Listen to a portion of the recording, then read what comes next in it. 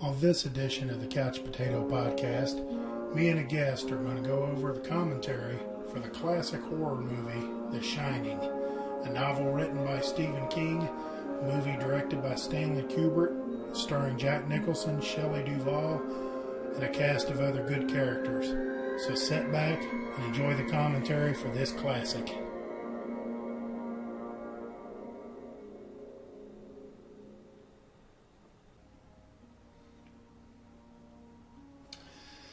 And with me in the studio to do the commentary on The Shining is my good friend Johnny. Johnny, I'm excited to do this one. How are you doing today? I'm doing great, Mike. I'm looking forward to it myself. Haven't seen this movie in about 4 years.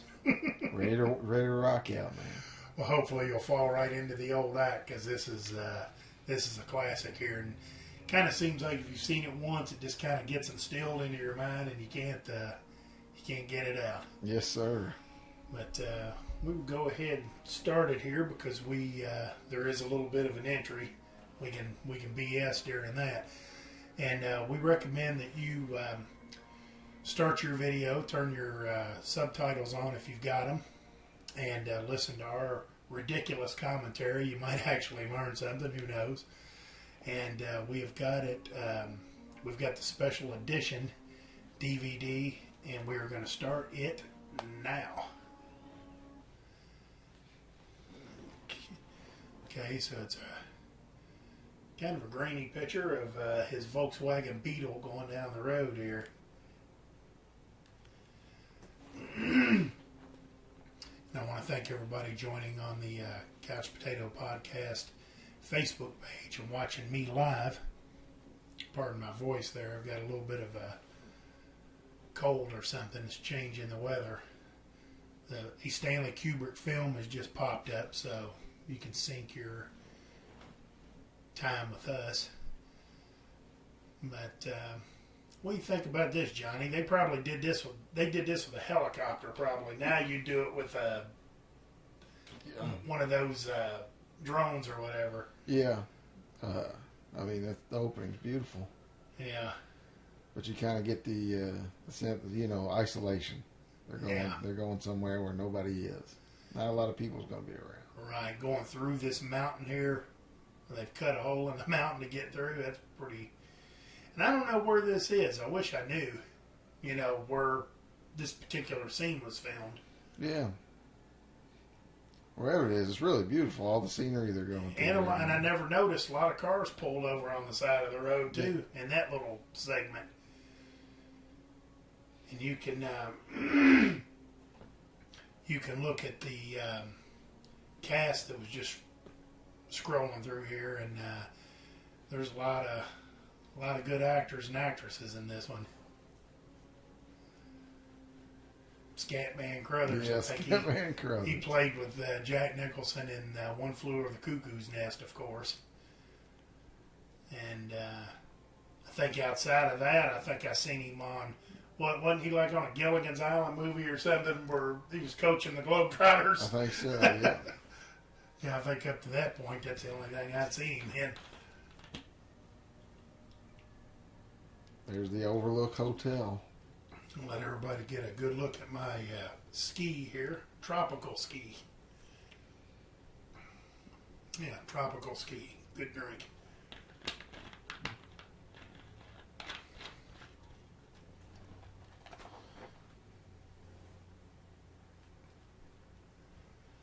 There we got a young Jack Nicholson. Mm-hmm. Still got some hair. Yeah.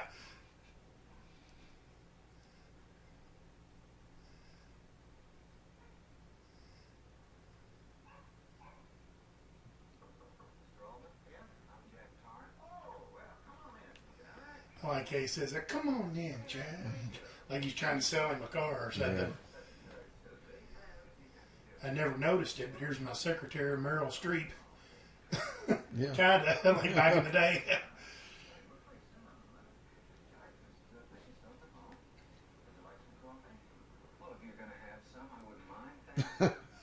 And I use that all the time. If I go somewhere and somebody says, "You like some coffee?" I say, "I'll have some if you're going to have some."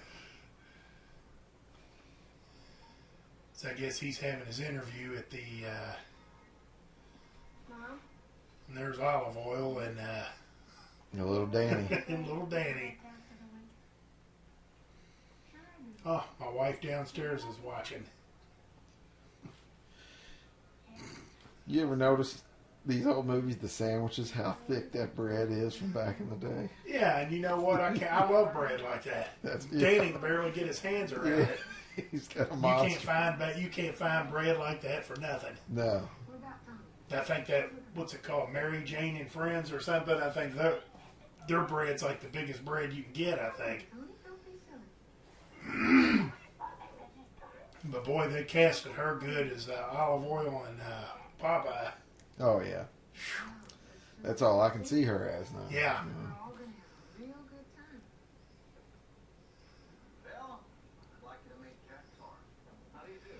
And I guess this came out in 1980. 1980. That's the year I was born. 1980. Your kid in 1980? Mm-hmm. Oh, wow. I think I was doing my second term in the Navy in 1980. No, yeah, look at that tie. Yeah. I never noticed that. Well, this ought to be quite a change for you. Yeah, these guys here are somewhat car salesman like. Yeah. I never noticed how wide his tie is. My God. Mr. Ullman.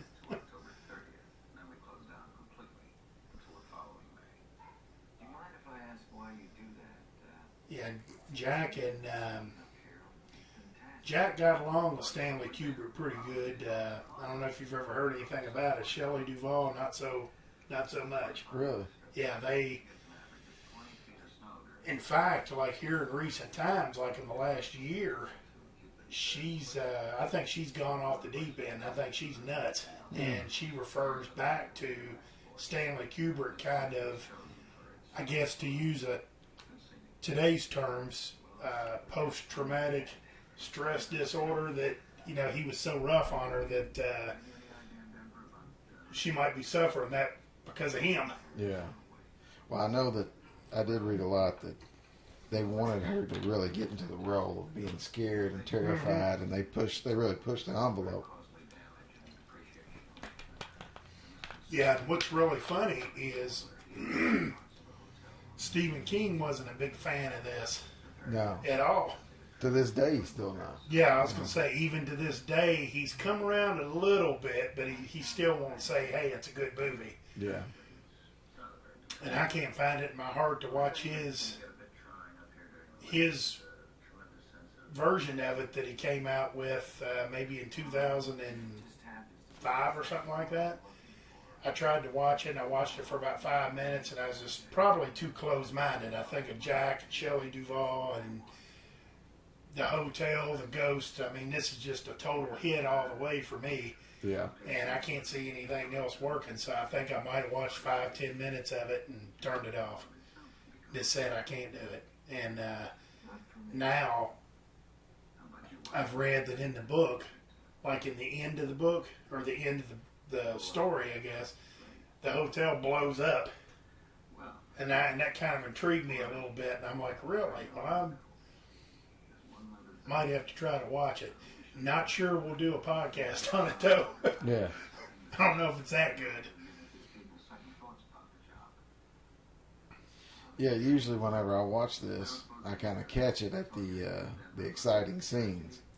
And this scene here, I remember kind of overlooking it, but they explained to him he's going to be there for a while. Good pun. Overlook? Yeah. Overlook Hotel? Yeah. He's going to be there for a while, and he has to be, because he gets snowed in. Yeah. And once you're snowed in, you're stuck. And that's what this guy's basically telling him. He's telling him that the people in Colorado didn't tell you, or wherever he's from. I guess maybe he's from Denver. Yeah. Maybe, and they're somewhere else. He said they didn't tell you, and he's telling him the story about how the guy got cabin fever and killed his twin daughters. And they're setting the story up, too, for the ghost that you see later on. Yeah.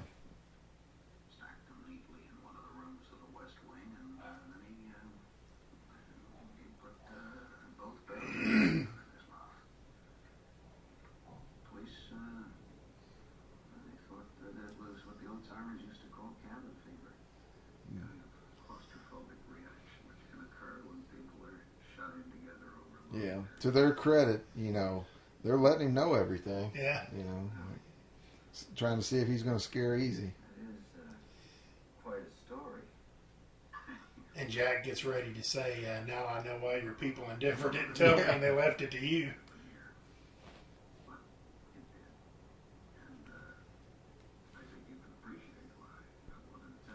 Yeah, here it comes. I certainly can. And I also understand why your people in Denver left it for you to tell me.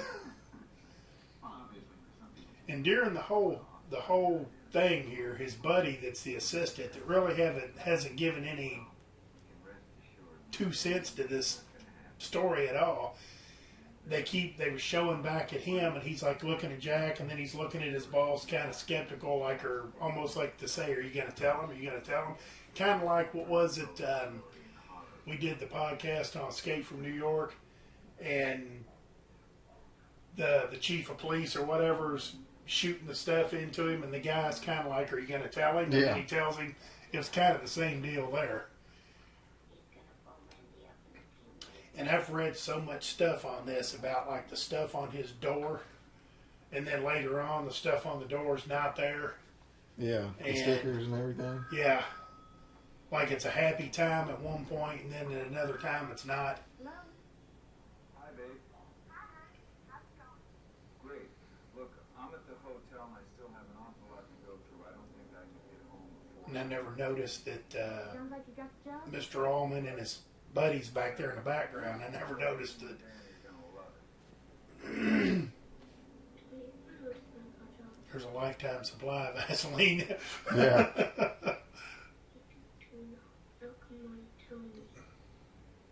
And I can understand why Stephen King had a problem with it, because this book was actually about him.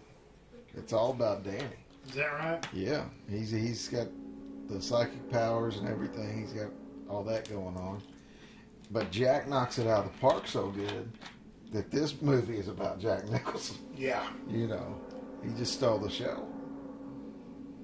But if you look at any horror list, this is in all the top fives. Oh, absolutely. Across the board. It has to be. Usually you'll come up with the same five. It's Halloween, this, Exorcist, Jaws, and The Thing. Yeah. It's those five, somewhere in there every time. How about this? A doctor that makes house calls. Yeah, you don't see that anymore unless you're swimming in money.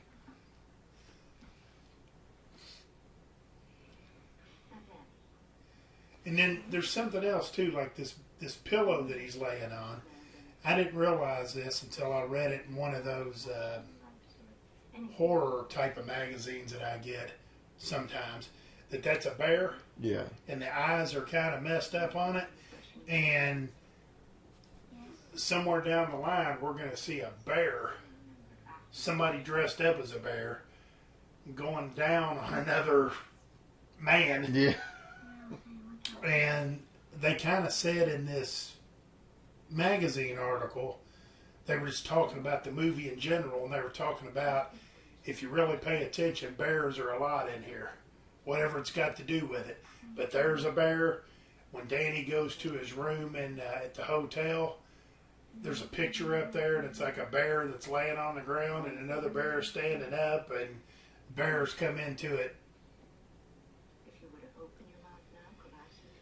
And they said that Stanley Kubrick was just so, he had a lot of weird things that he liked to do in his movies. He liked to place stuff in there to maybe keep you thinking or get you guessing about something that there's nothing there to guess about. It's just something he did to kind of mess with your mind. And there's tons of that stuff in this movie.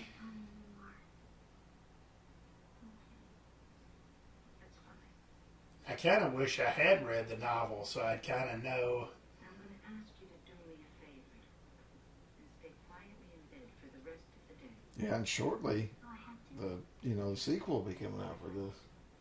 Dr. Sleep. It'll be November. Really? Yeah. Is that the one that's coming out and it's a sequel to this? Yeah. Wow. What's his name? Ewan McGregor. He's a grown-up Danny. and they kind of go back to the hotel, and Ah. he's in his 40s. Huh. I don't think you have anything to worry about. I'm quite sure. Now watch her response here. Yeah. If a doctor said it, it's got to be true. Yeah. Absolutely fine now. But you should have seen it. But it's almost like she didn't understand that she had nothing to worry about by what little she did in Yeah. the room there. What was the matter with it? Mrs. Torrance, most of the time these episodes with kids are never explained. They're brought on by emotion. God, she's almost dressed up like olive oil right there. Yeah. They're more attuned to auto. It's hard to look at her and not, just think of the whole time. If it reoccurs, which I mean, I know this is The Shining and not the Popeye movie, but boy, her as Olive Oil and Robin Williams as Popeye. Yeah. Look at that mess. Yeah. have you been involved in And how about this? You sit in your house with your doctor, makes house calls, and you're going to smoke in front of him, and she actually offered her. Yeah. Did the appearance of Danny's imaginary friend, did Tony's first appearance happen to coincide with your arrival here? No. I guess Danny started talking to Tony about the time we put him in nursery school. Yeah, they. Did he adjust well? Yeah, I seen something. He didn't like it too much at first. Gosh, I don't even know what it was. One of them shows that comes on at like 7 o'clock in the evening. That's, That's about the time when I first noticed that he was talking to I Tony. don't know. Used to be one called Louisville Tonight Live, and it was basically just Louisville stuff. Gosh, I'm just drawing a blank on what the show was, but they did a show on her. Did like a 20-minute skit on it, and man, she's gone nuts. She's gone mad. Yeah, she always, I know this was her role, but she always seemed a little off, Yeah. Maybe it did mess her up. I don't know. Well, Danny had scattered some of his school papers all over the room. She's explaining to the doctor now, trying to explain Danny, or what did he say his name was? Tony, the little Tony, kid. And the doctor's asked enough questions, and it's led down to Used too much strength and he Jack. I guess yanked him up off the floor or something, and maybe dislocated his shoulder, I guess. And you can see her response to it. Yeah. Wendy, I'm never going to touch another drop. And if I do, you can leave me. And he didn't. And he hasn't had any alcohol in 5 months. So he come in drunk and jerked him up off the ground, and he says, "Wendy, I won't drink again. You can leave me." And it's been 5 months. 5 months sober. Yeah, 5 months since he hadn't had a drop. Then I think he tells the ghosts in here, which I guess maybe some time possibly have elapsed, but I think he tells them it's been 9 months or... Yeah. We must really be high up. The air feels so different. He almost looks nuts there. Yeah. Yes? Yes. I'm hungry. Well, you should have eaten your breakfast. We'll get you something as soon as we get to the hotel, okay? Okay, Mom. Hey, wasn't it around here that the Donner Party got snowbound? I think that was far. And this is a good part here, too. Yeah. What was the Donner Party? They were a party of settlers in covered wagon times. They got snowbound one winter in the mountains. They had to resort to cannibalism in order to stay alive. Do you see the little Yeah. twinkle in his eye when he said cannibalism? They had to in order to survive. Dad. Don't worry, Mom. I know all about cannibalism. I saw it on TV.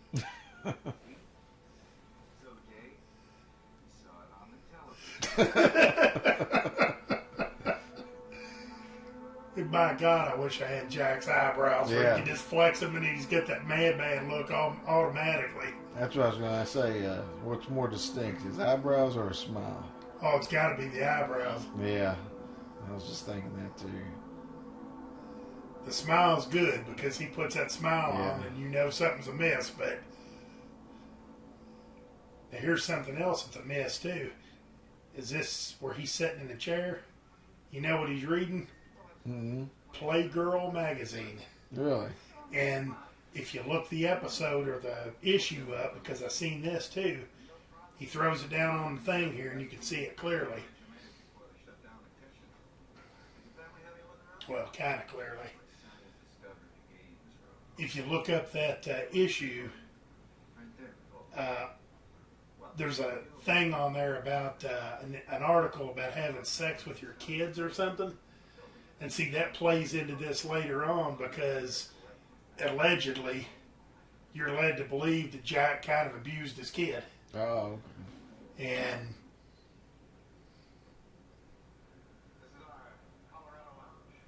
And then there was something about, like, you keep seeing them two women in the background walking around. And they were tying that into the two twins. That, like, maybe it's not just Danny, maybe don't really know what they're saying, but they're like these two women keep popping up, and they're like, "Bye, Mr. Ullman," and Jack actually takes notice of them at one point. Matter of fact, this is probably the most gorgeous hotel I've ever seen.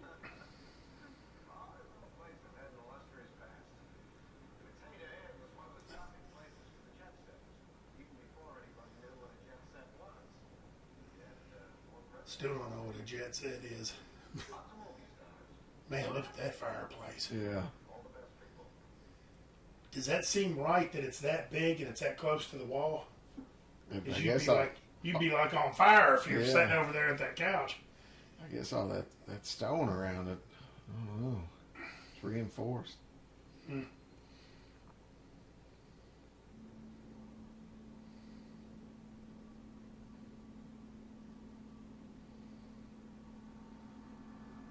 My buddy James is on here watching now. Hey, James.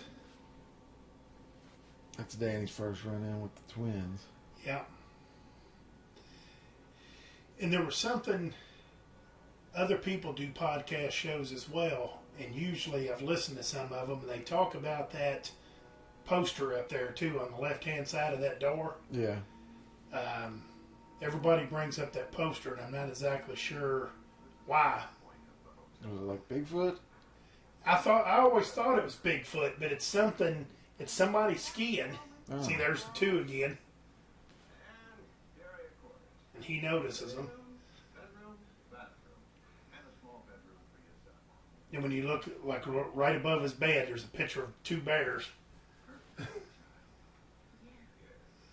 There's people, apparently, they got more time on their hands than I do, because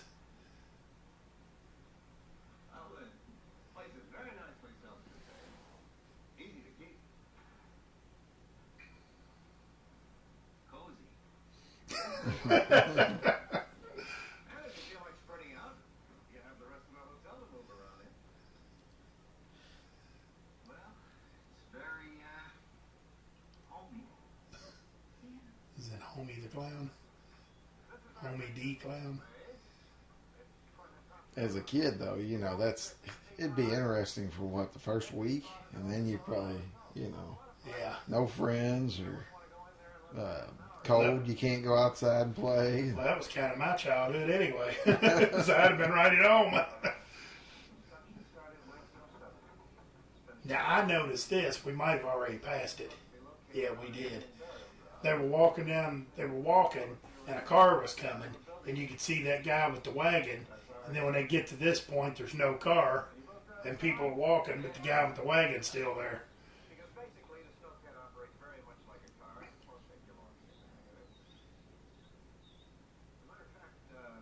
So Mr. Ullman, his assistant's kind of giving him giving him the runaround, but giving him the dime tour about the snowcat and the maze, and I think in the movie, in the novel, I don't think there is a hedge maze. Yeah. is what I've been told by different people. And some of this DVD that I have here has a making of The Shining on it. That Stanley Kubrick's wife actually. Oh, there he is. There's the man. Yeah. Wonder if he's ever broke his leg. Yeah, he's got a little bit of a bow-legged walk there.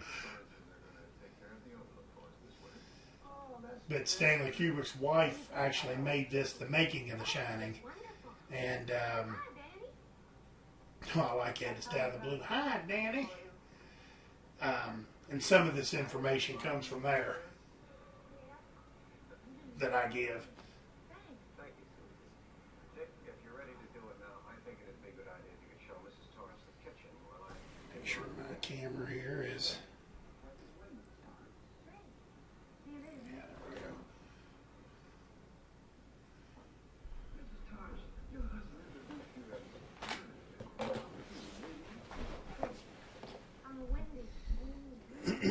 Now, Sketman there, he had a lot of voiceover roles in cartoons too. Yeah. A whole lot of voiceovers.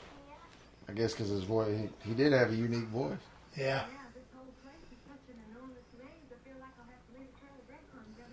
Somebody had read, I was going to say I read it, but I think that I had seen it in another podcast show where somebody said that Scatman didn't get a line right. Mm-hmm. He kind of said it the way he wanted to do it or the way it naturally came out, and the Stanley Kubrick just kind of went apeshit on him and told him, you'll do it the way I tell you to do it.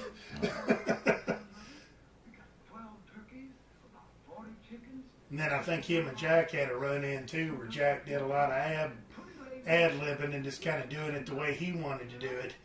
And Kubrick kind of said, no problem, we'll do it 100 times if that's what we got to do, and Yeah. no problem with me. And so then Jack just decided to only change it if he ran it through him first. And you know how you usually say this, that, you see these things that kind of give you a peek at something you're going to see later. Yeah. They're kind of doing the same thing. You're taking a tour of the place, but you're also taking a tour of like major scenes happening Yeah. and all this stuff. The hedge mage that might be right here in this one.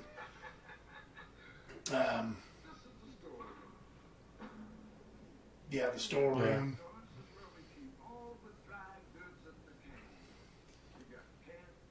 Usually with horror movies, it was almost like a map. They'll show you in the beginning, you don't pay no attention to it, but at the end, that's where they're going. When they're getting chased. Yeah.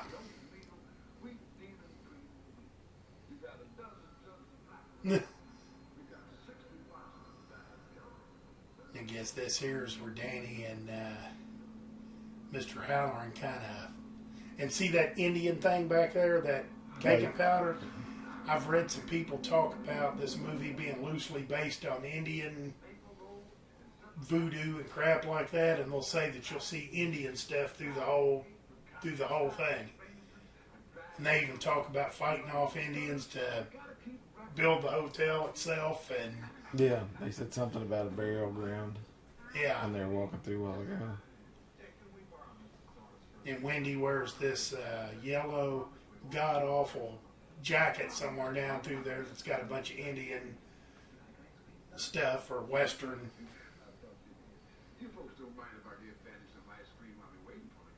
Not at all. No, we don't mind. Good. Sound good to you, Doc? Yeah. Okay, you behave yourself. And there was something that they talked about holding hands too. That the two girls are always holding hands. They're always grabbing Danny by the hand and holding his hand. And see, this here is a walkway that Yeah. ends up being a big part of it. But they talk about holding hands with Danny throughout the whole thing, and I think they've kind of got it set up to where there could be like 4 or 5 different elements that you can go with the Indian story, You can just go with the flat out ghost type of story. You can go with the Shining part of it, which is what they call this. Yeah. You ever heard the one about the moon landing being fake? Yeah. And Danny wears a NASA shirt. There's a bunch of stuff in there that kind of...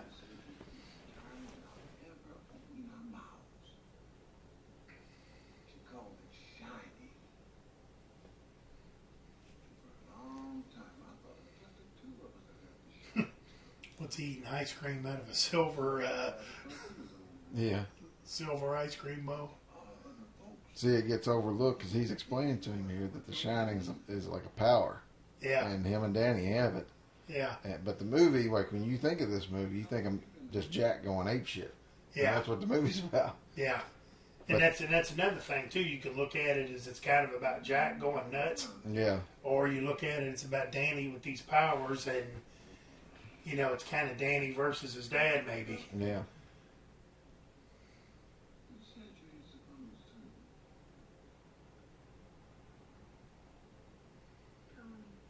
And you know that this kid said that he didn't know that this was a horror movie until years later.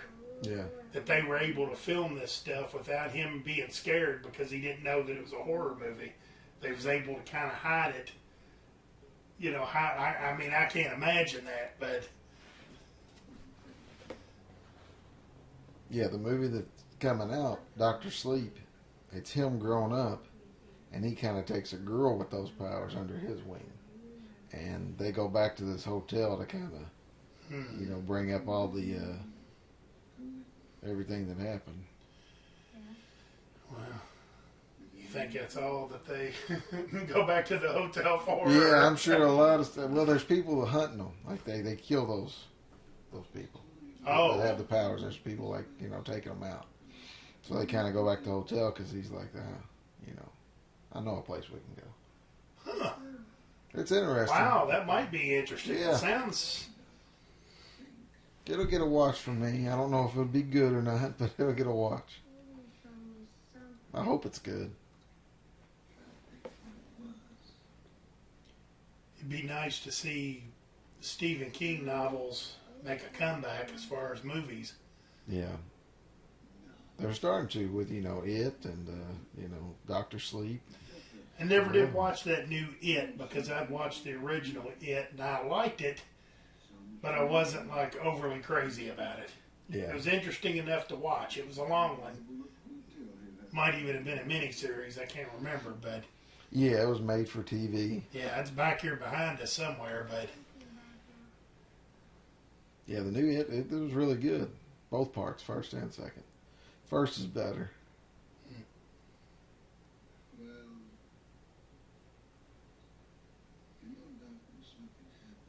and there's been some people tell me about the book. That like in the book, I think Halloran comes back. You know, like in the movie, he comes back. You know, he Yeah. makes a trip up there. Then he comes back to save Danny and Wendy from Jack, and maybe even kills Jack or something. I'm not exactly sure, but you know, in this one here, Halloran makes this big long trip, gets to the hotel, and he's not there 5 minutes, and he gets an axe to the chest. Yeah.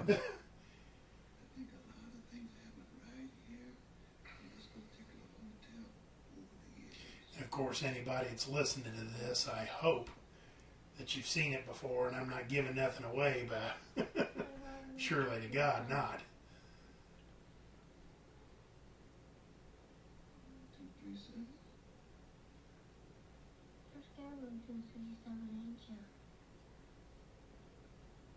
He just said, you're scared of 237 H. Yeah, You know something happened in there.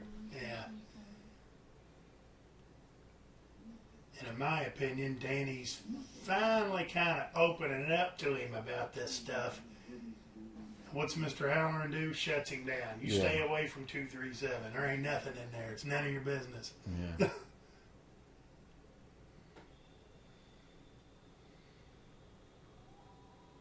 And that was one of the things, this hotel that they filmed this at, and I can't tell you the name of it.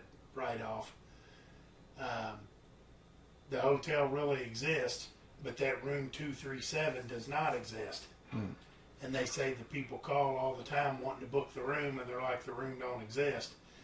And if you go with that moon landing theory, 237 represents 237,000 miles to the moon.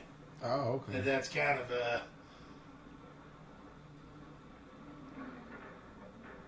This big wheel scene's kind of iconic in these movies. Like, you know, everybody remembers. Because he's kind of laying the map out too, Yeah. sort of, but you're seeing it such a low view that...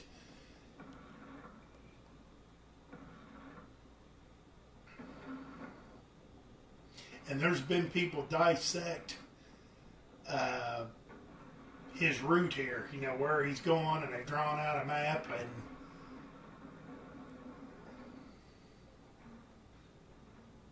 I like to have that old coffee machine right there. And people talk about how the colors of the wallpaper and the color of her nightgown here, and like the dress she was wearing earlier or wears later, the colors all match, and people make stuff out of that. How about that, Johnny? How many times a month do you get this kind of treatment? Yeah. You laying in the bed, and here comes a platter with... Yeah. It's about 11:30. 30. I guess we've been staying up too late. I made them just the way you like them, sunny side up.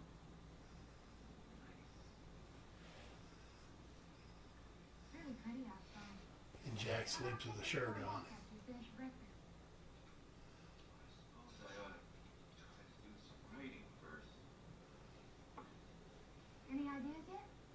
Now, when he eats this bacon here, he does the same thing with this bacon that he does in that. It's just a matter of It might be Something's Got to Give. Yeah. The one with Helen Hunt. Yeah. Like right here when he does this, like that right there. really nice up here, isn't it? The way he's kind of chomping on it in his eyes, he does that in that movie too. Yeah. I've never been this happy or comfortable anywhere. Yeah, it's amazing how fast you get used to such a big place. I tell you, when we first came up here, I thought it was kind of scary. I fell in love with it right away. What do we think about this Shelley Duvall? Is she? I know it's gonna sound crazy, but is she cute in an ugly kind of way?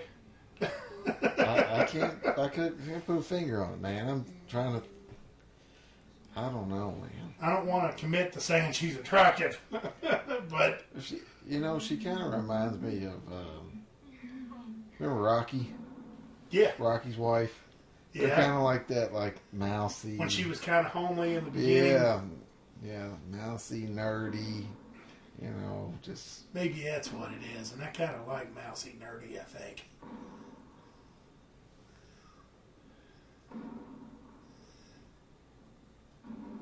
But on the other hand, if you kind of do the Reacher Settler thing, I think Jack could do better yeah.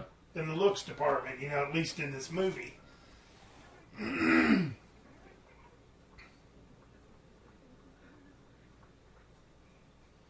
Well, I guess so far it's not too bad for Danny.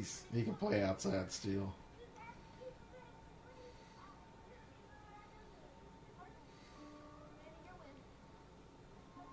Could you imagine what it would take to keep that maze up? Yeah. I mean, just that little grass that you see right there beside the rocks would be a mess to clean up, or to keep clean, and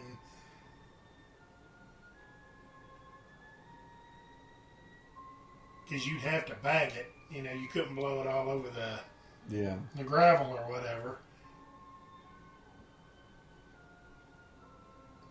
Yeah, Danny on his big wheel, and them right now, it's kind of like letting you know, those little Easter eggs for what's going to happen later on in the movie. Yeah, because we're going to come through here later. Yeah. And the man even told him, better give yourself a couple hours in case you get lost. Yeah. Then again, I guess we're not giving nothing away, but you know, if there's 2 foot of snow outside and visibility's about 10 or 15 feet in front of you, a couple hours out in that, and you'll be a goner. Yeah. And it's kind of giving you the impression here, like how empty this place is. Yeah. And how alone that. Danny's doing okay. They're doing okay, but Jack's already kind of cracking a little bit.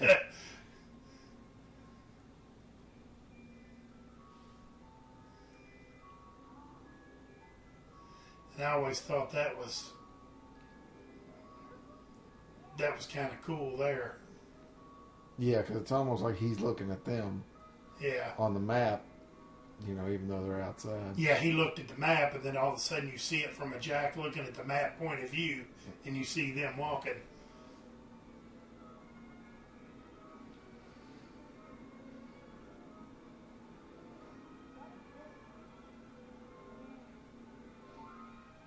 So the hotel in real life, it doesn't have the maze? I don't believe so, no. Now, you know, it's funny. I can't say that, but what I can say is that they say that the hotel doesn't have the maze. Oh. Okay. There is no maze in it. Because it's like, I guess in the end here, now this part I'm trying to vaguely remember, I guess Wendy and Danny get away. I guess they get away in the snowcat that Mr. Halloran brought up.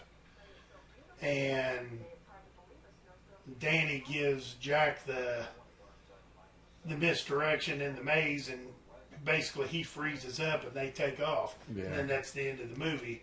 Well, according to the book, I believe, I've had a couple of people tell me this, that basically the hotel blows up. Now, how it blows up, I don't know. It might be one of them deals where, like at Halloween, where they turn on some gas or something. And Yeah.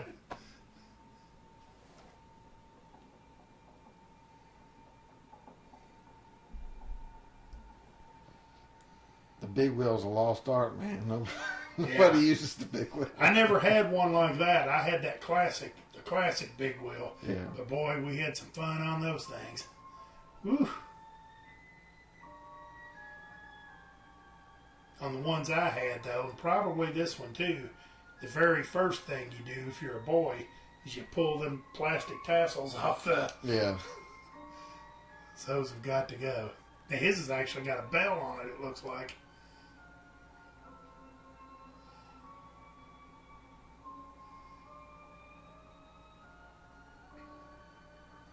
Yeah, and then you get some speed up, hit the brakes, Yeah. and do the old slide. Yeah, and the brake just meant lock the Yeah, front like- wheel up now. Yeah. At one time, I think I had one that had a brake on a hand brake for the back wheel, but I don't think it worked. I don't think you could pull it fast enough to.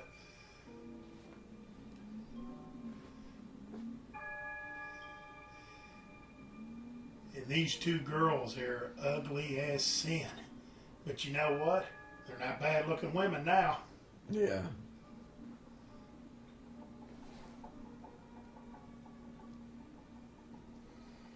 And I don't exactly think they're twins either. I think they look alike, but I want to say one's older than the other.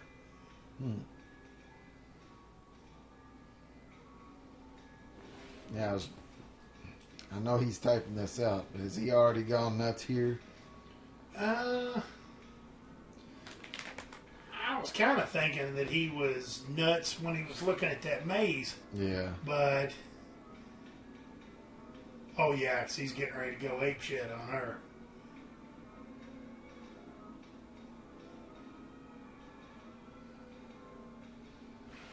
You like those things called orange slices? Yeah. Well, these, I found these the other day and I haven't had one yet. These are called mandarin orange slices. Uh-oh. So I'll try that and see.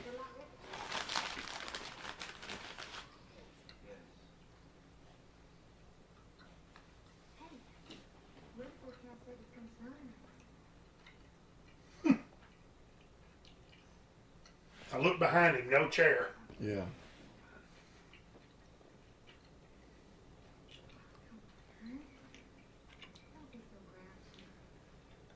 And there's a chair. Did you notice that? Mm-hmm. Might have been that whole wall. She's still trying to be positive at this point, you know, have a little fun, you know. Yeah. She's trying to stay upbeat, but you can tell Jack's already gone. Yeah, look at him there. Yeah.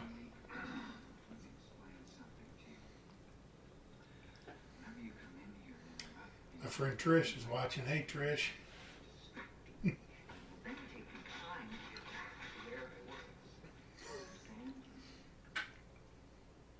I love it. I'm gonna make a new rule. Come in here, you hear me typing. Don't hear me typing. What you hear me doing in here when I'm in here, that means that I'm working. That means don't come in. Now, even Sharon downstairs, I'm sure is not watching anymore and won't tune in and see it again. I've said that to her. I've said it to my ex-wife. I've said it to girlfriends.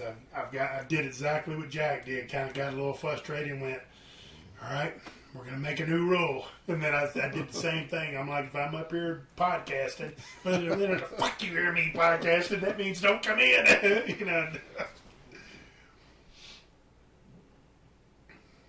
I told her you were coming over earlier, and I started to say, I asked her, I said, so everything's okay? She's like, yeah. And I started to say, all right, so let's try by you getting the fuck out of here. I thought, nah, I better not say that to her.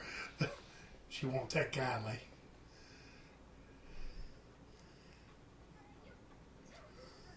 So in 2 days, the snows came in. Oh, yeah. And they've had the snowcat out because it was back there in the garage. You keep that snowcat in the garage or you leave it out there where it gets snow covered like everything else. Put it up. And we're showing the map again. Yeah, look at him there. If he wasn't nuts a minute ago, he's nuts now. Yeah. Yeah, but old Jack, his hair's starting to leave him. Oh, yeah. When that hair gets kind of, but what I call bozo, like Bozo the Clown, it gets a little bozo there on the side, and he's got the 3-day beard going. Eyebrows are... He held that for I don't know how many seconds, but he didn't blink once. Not one blinking. Jack's good. Yeah. Hey, when it comes to like a nut job, playing a nut job, look at that fire. Good God. Yeah. That would be a job in itself, just keeping the, there's that god-awful jacket I was talking about earlier. Teepees and cactuses and stuff on it. Yeah, that'd be a job in itself, just keeping wood stacked up in there. And boy, there's a lost art too. Look at all them phone books. Yeah. I knew it.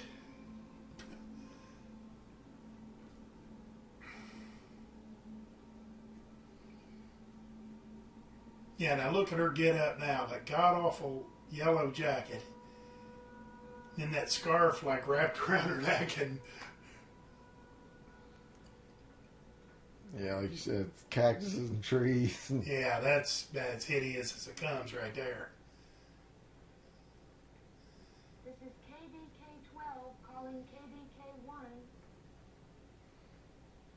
KBK-12. And I love this conversation she has with this guy. KDK-1, we're receiving it. Over. Hi, this is Wendy Torres at the Overlook Hotel. Hi, how are you folks getting on up there? Over. Oh, we're just fine.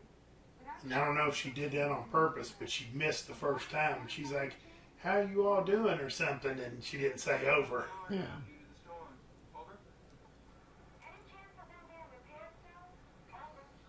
Well, I wouldn't like to say. Most winters they stay that way until spring. Over. Boy, this storm is really something, isn't it? Over. Oh yes, it's one of the worst we've had for years.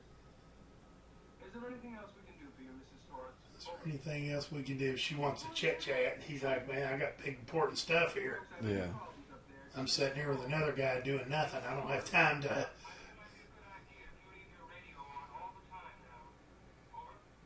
Okay, we'll do that.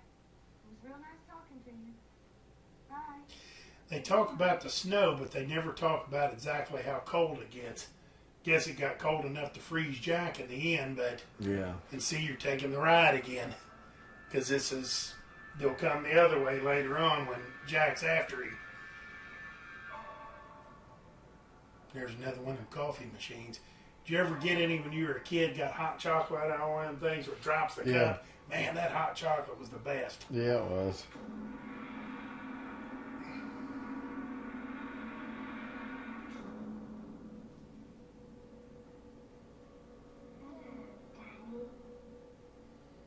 And I heard that these kids' voice, this was dubbed. Come and play with us.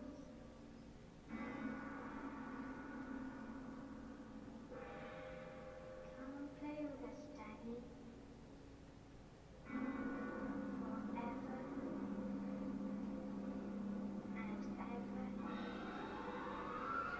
ever. And there was something that I read about the one kid is the same exact as the other one when they're laying there dead, except it's a flip. Like they're laying exactly the same, except one's face down, one's face up, and it's just a reverse of what the other one is.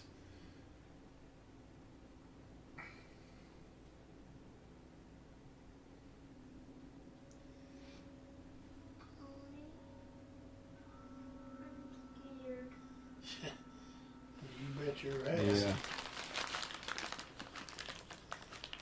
Did you taste any different in these? Mm. I just wonder if they'd be like more orange or something. Because I've never had any that said mandarin orange slices.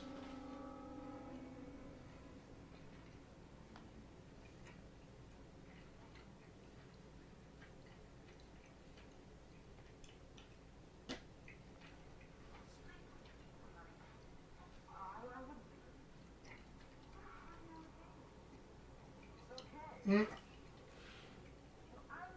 No cord. Where's the electric cord at? Where's it plugged in at?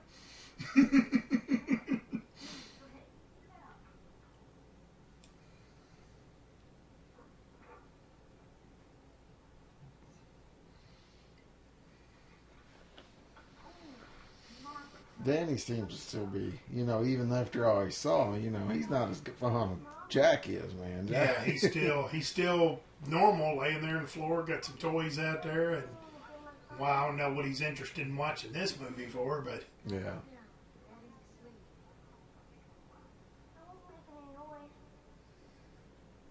so now he wants to go up and get his fire engine. Yeah. I think he should take her advice and not do it. Let Jack sleep. Yeah. But as we've said time and time again, the script says go up there and get the fire engine. So Yeah. I am going to have to turn the reins over to you because I have to run to the restroom real quick. All I'm right. going to tell you something about ski that you might not know. You never really own it. You only rent it. Be right back, folks. Oh, now if I can do this without falling on my face. Or knocking the camera over.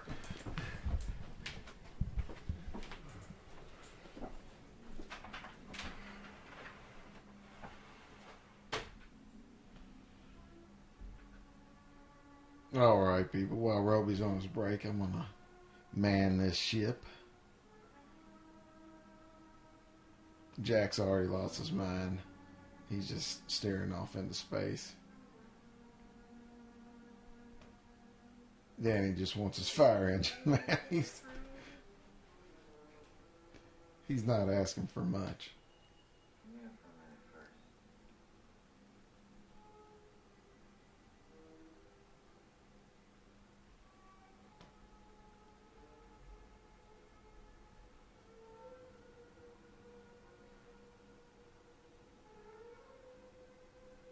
Danny's a little leery of his dad already.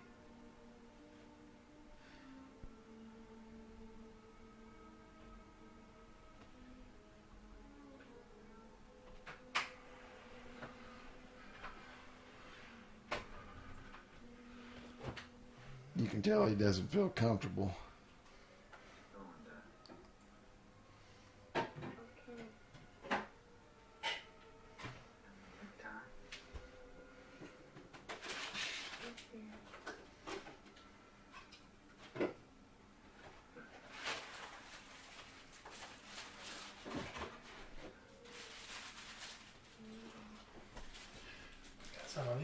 things too. Uh-oh. Now this might be easier to do if I do it this way.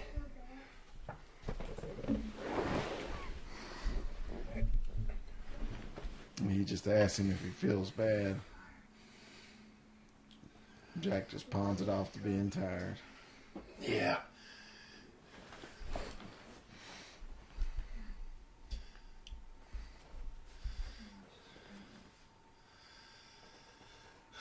Low network connection. Can you imagine that at this place? We're going to go with another ski, this time a diet ski, regular. And we will stay here live as long as we possibly can. The Wi-Fi in this building that I'm in is crap. I'm in the RM building. It's Roby Mansion to you all. 3rd floor. You get on the 3rd floor, the internet is very spotty. But anyway, look at Jack there.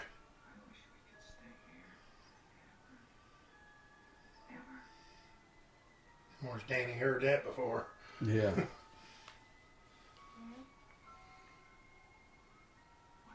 You would never hurt Mommy, would you?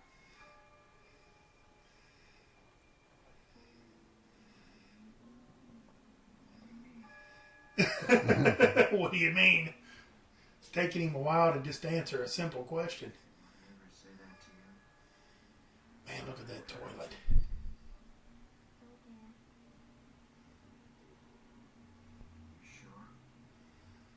I guess how's that work? Does the water just goes down that? Yeah, too. So you mean the toilet that I got in there now? That's just a bunch of overkill? Yeah. Wow. Huh.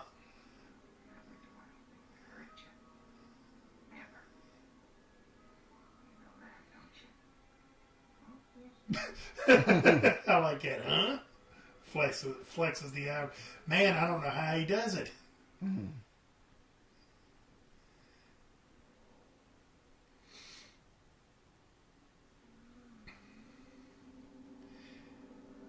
And here's, I guess, is where he's wearing his NASA shirt. And they talk about this looking like a launch pad, this carpet. Yeah.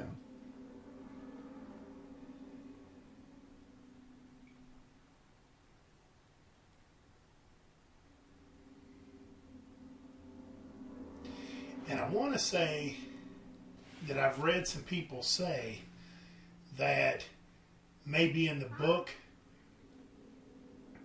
the twins actually throw the ball, or you hear the girls giggling. Well, I call them twins, but that they're giggling when the ball's rolling towards him. And then right now he's going to the room 237. And according to what I've heard some people say, the woman that's in the bathtub, that I don't think Danny sees her, but when Jack goes back up there, there's some kind of connection between the two girls and the two women. See, we know that there's a pretty girl that shows up, when Jack is up there. Yeah. But I didn't know this until somebody mentioned it and I rewatched it, that the first woman that's like submerged in the water, she's got short hair. She kind of gets up, kind of does the Undertaker thing, or Michael Myers, whichever one you want to give credit to, kind of does the sets up real slow, and she's got short hair. And then when it's the woman after Jack, when she's turned whatever, she's got long hair. Yeah. And some people said that maybe it's got something to do with in the book where the girls are outside there throwing the ball to Danny and laughing, and maybe Danny's seeing them as the girls, and then Jack may be seeing them as the old women or something, And I always just thought it was the same old woman, and I didn't really think too much about it.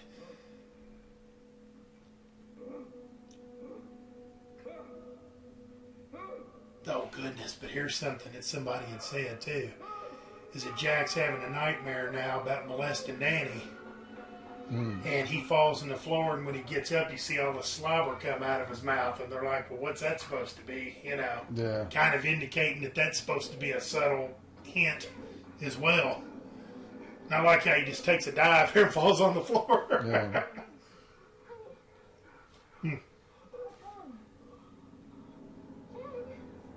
Like he just lost a mouthful. Like I guess he's not a Yeah. swallower. Yeah. Terrible nightmare I ever had. It's the most horrible dream I ever had. It's okay now. Really.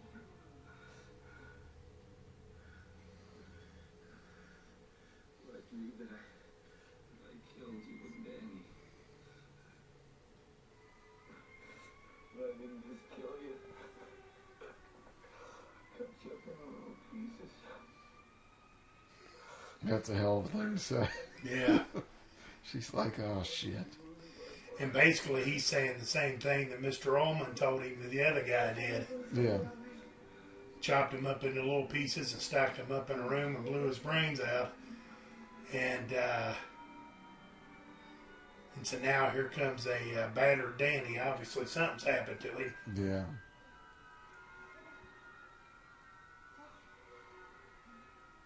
I like how she's like, go to your room. Do as I say. Go to your room.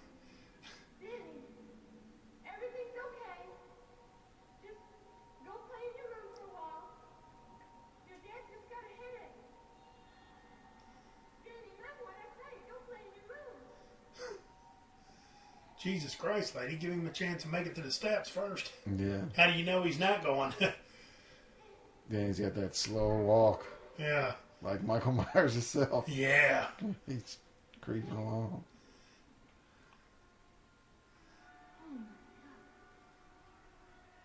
Danny, what happened to your neck?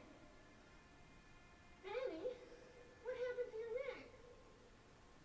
And the people that say Jack molested him, you know, saying he's sucking his thumb, he's all roughed up like he was forced to do something or forced to stay put or whatever. And then she looks at Jack, and Jack looks, I mean, if that's not a guilty Yeah. guilty face, I don't know what is.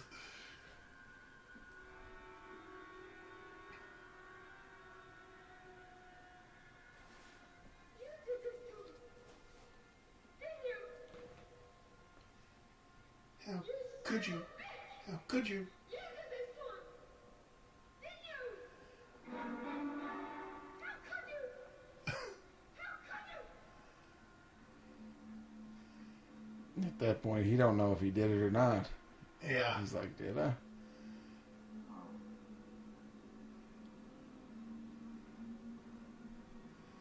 Oh, and I love this when he's walking down the hall.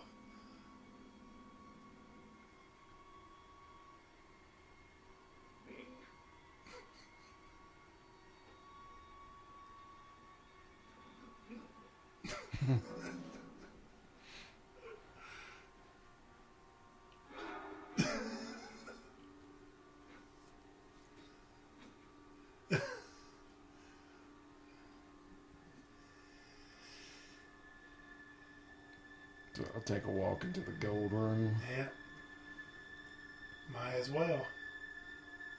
Might as well. We done been there once or twice today on the tour. Boy, that is a nice looking place, though. Yeah. Even for 1980, that's pretty elaborate.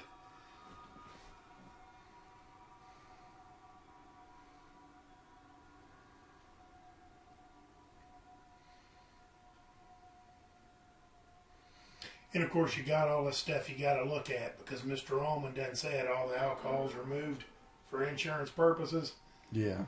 and he's giving it a look, and you're supposed to be following him, so you see absolutely nothing. Goddamn soul. Just a glass of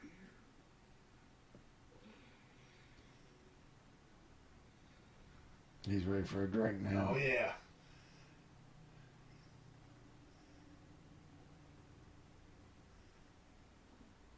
Hi, Lloyd.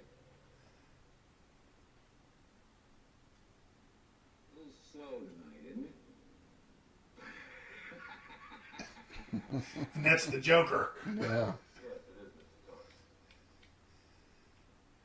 Now everything's fully stocked. I'm awfully glad you asked me that, Lloyd. Because I just happen to have the I haven't seen all the Batman movies because, to be honest with you, I'm not much of a fan. But where's Jack rank? And I don't even know if you've seen them all. But where does Jack, in your opinion, where does his Joker rank amongst the? I know him and who Michael Keaton played a Joker one time. Mike Keaton was a Batman. Oh, Batman. Yeah. He was Batman. Jack was the Joker in that one. Which Michael Keaton might have been a good Joker. Hell, maybe that's the one I seen. I'd say he's second. Yeah. Who do you think the best one is? Heath. Oh, yeah, okay. I've heard people say that. Yeah. Phoenix was pretty good, but I think Jack, he got it while he was, in his 50s? You know, if they would give it to him here or Cuckoo's Nest Jack, he might be the best of Be the all best time. one. Yeah. I like you, Lloyd. I always liked you. You were always the best of me. I like that. He opens up his wallet. He says, a temporary light. Portland, Maine. Portland, Oregon. Thank you for saying so. Here's And let it be known that this is one of the few movies that's a Stephen King adaptation that doesn't take place in Maine Yeah. but they just mentioned it. You know, usually it gets a mention if it doesn't. Oh, and I'll do this too. Like when I drink eggnog for the first time in winter, take a drink of it, I'll have this look on my face. How are things going, Mr. Torrance? things could be better, Lloyd. Things could be a whole lot better. And I say that too. I hope it's nothing serious. No. Nothing serious. Stone's ground. That was your stomach? That sounded like a phone ringing. Sperm bank upstairs. The old sperm bank upstairs. Women can't live with them, can't live without them. Oh, and I'll do this too. I'll do that and go words of wisdom. Words of wisdom. I've never referred to the wife as the sperm bank, though. 'Cause that probably wouldn't go over real well either. He said, "You're always the best of them, Lloyd." I didn't.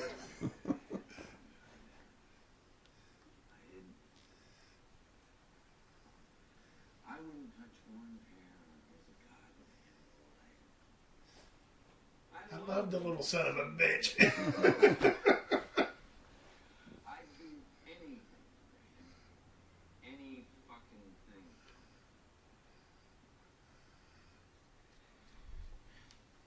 Bitch. As long as I Bitch. she'll never let me forget what happened. And I like how he always looks around to make sure nobody's listening. Yeah. Oh, Lloyd, he's just stone-faced. Oh, yeah. I hurt him. It's okay. Yeah, I did hurt him once, okay? Completely unintentional. Could happen to anybody. It was 3 goddamn years ago. That's what it was. He says 3 years ago. She told the story earlier and said he hadn't drank a drop in, what would she say, 5 5 months? months, yeah.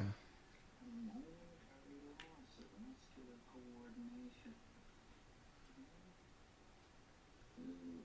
Extra foot-pounds of energy per second.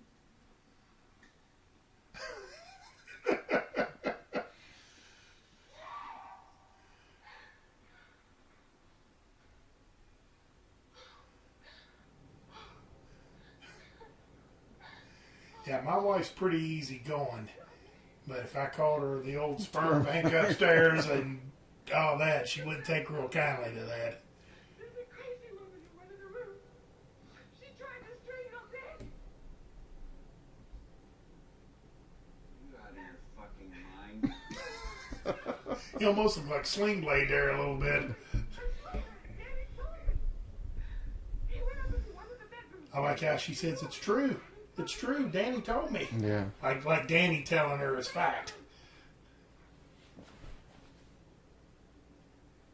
Which room was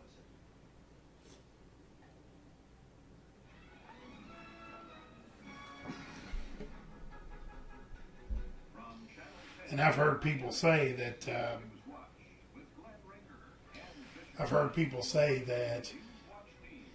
Jack says all this because he says, I'll go check it out because he knows that there's nothing up there because he's the one that hurt Danny to begin with. My goodness, look at that picture above that TV. Mm. Look at those gnarly feet. Shh. God, look at those cankles.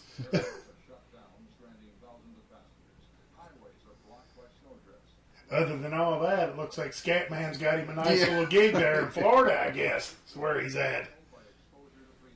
And look at this picture above his...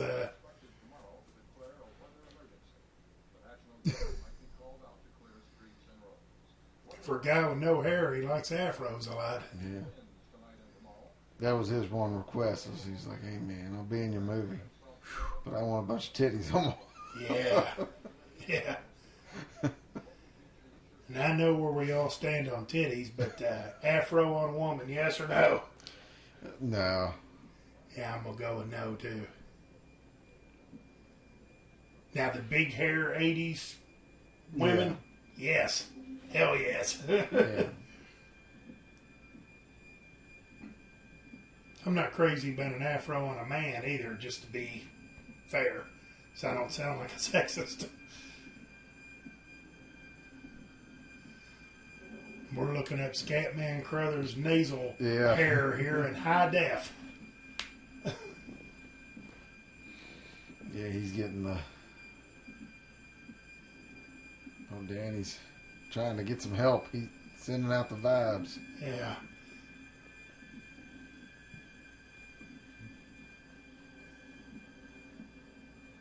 I guess it's kind of like a wasp or a hornet, kind of throwing out the word. We're under attack here.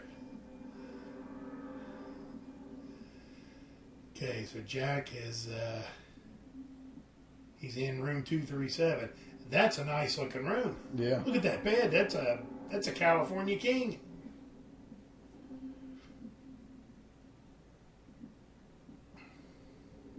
With a radiator there. I wonder how much those rooms go for a night. Because that really is a nice room. 2 rooms and... Yeah.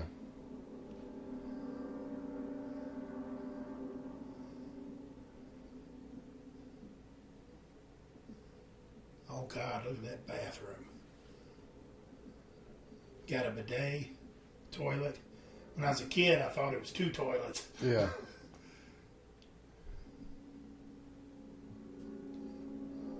Yeah, as a kid, everybody talks about the other scenes. This is the scene that messed me up. This is the scene I was talking about right here.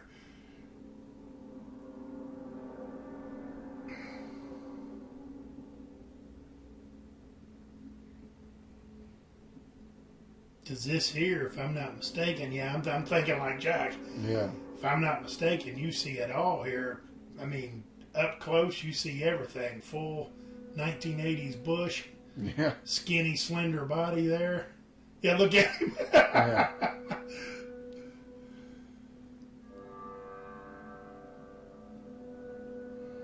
He said, all right.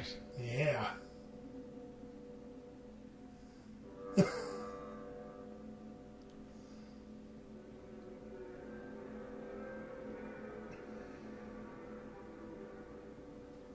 Yeah, that's what I'm thinking. All right. That's what I was thinking back then. All effing right.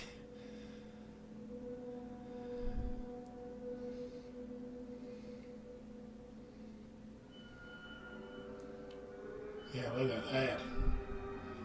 And I'm kind of like, remember the scoundrel in Sling Blade that's telling the story about killing the transvestite? Yeah. He says he likes a good bush. Yeah. So do I. And Johnny, this is my pick for the prettiest woman in this movie. Yeah. So far. Yeah, well, you know. Shirley Duvall doesn't have a chance. No, she don't.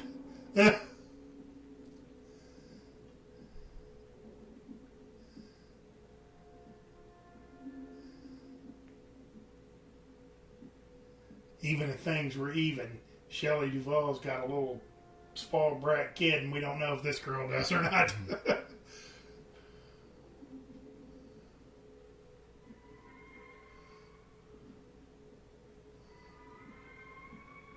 Oh yeah, Johnny, what do you think about that?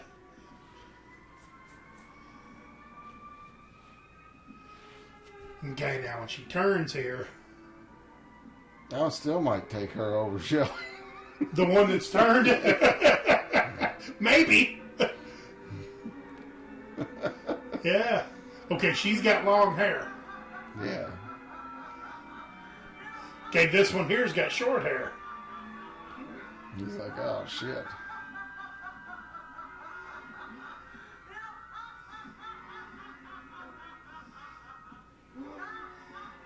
Yeah, I don't know, man. If we exclude the one girl, I guess I'll take the one in the tub.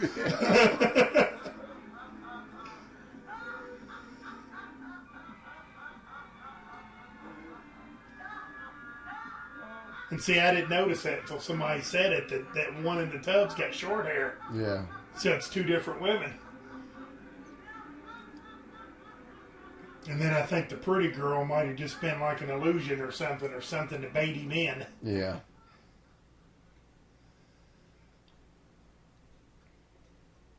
Yeah, he's got a nice little pad. Yeah. Bachelor pad. He's doing okay to be the head chef.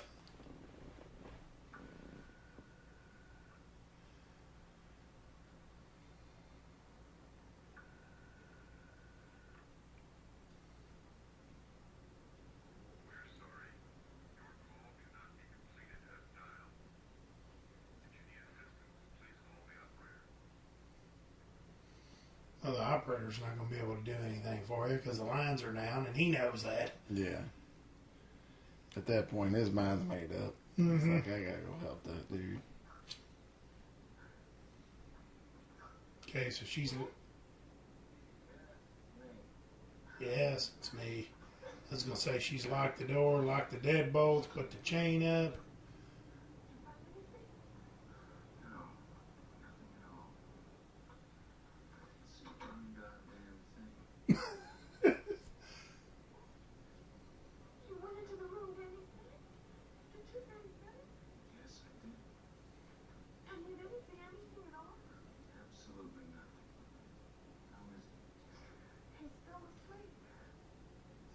All these little glares that's happening on the camera from the light and everything.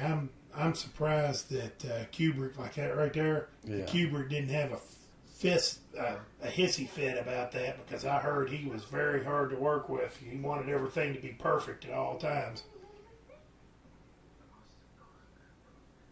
So I guess Jack now is trying to convince Wendy that Danny's crazy. Yeah. I guess he's doing two things: trying to convince her Danny's crazy and get him off the hook. Yeah. What about those bruises on his back? Somebody did that to him.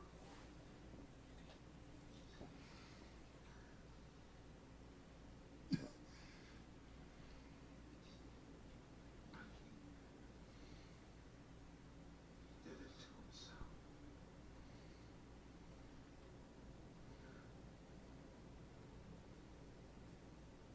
That's another part of this movie is like, she really don't know what to think. Like, is the little boy nuts? Is he nuts? Am I the Yeah. only sane motherfucker in the room? Yeah, and she's trying to do, I guess she's trying to do the right thing. She's trying to be protective and good to the kid, but she's trying to believe in her husband too. Yeah. But she's got to know in the back of her head that he's had the drinking problem and he hurt Danny before, so she's got to know. Yeah. She's almost like the beat down woman that keeps going out with the same guys and beat them up and smack them around and stuff because, you know, Jack's told her to get the F out of here and do all this and this. So he's abusive to her, Yeah. no doubt. And it goes safe to say that he is abusive to Danny as well. And she maybe is just an enabler of some sort. Yeah. You mean just leave the hotel?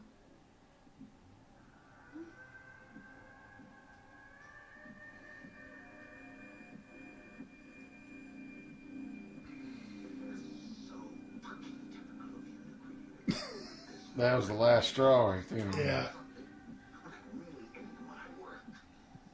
I could really write my own ticket if I went back to Boulder now, couldn't I? Shoveling out driveways, working a car wash. Does that appeal to you? Wendy, I have let you fuck up my life so far, but I am not gonna let you fuck this up. So it's all about she screwed his life up Yeah. so far. All right, well, there's a wall you can fix probably.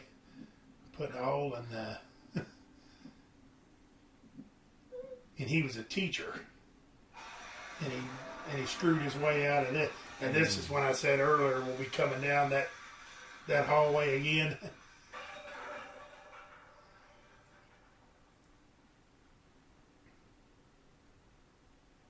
But he could write his own ticket back in Boulder, shoveling driveways or working in a car wash. But she is not going to screw this up for him, not this hotel gig. Yeah, you can tell he's got his roots planted. He's not going anywhere. Yeah.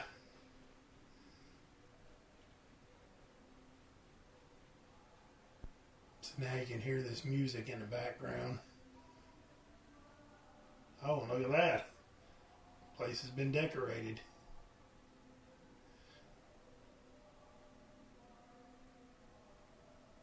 There's one of the elevators that you keep seeing the blood come out of.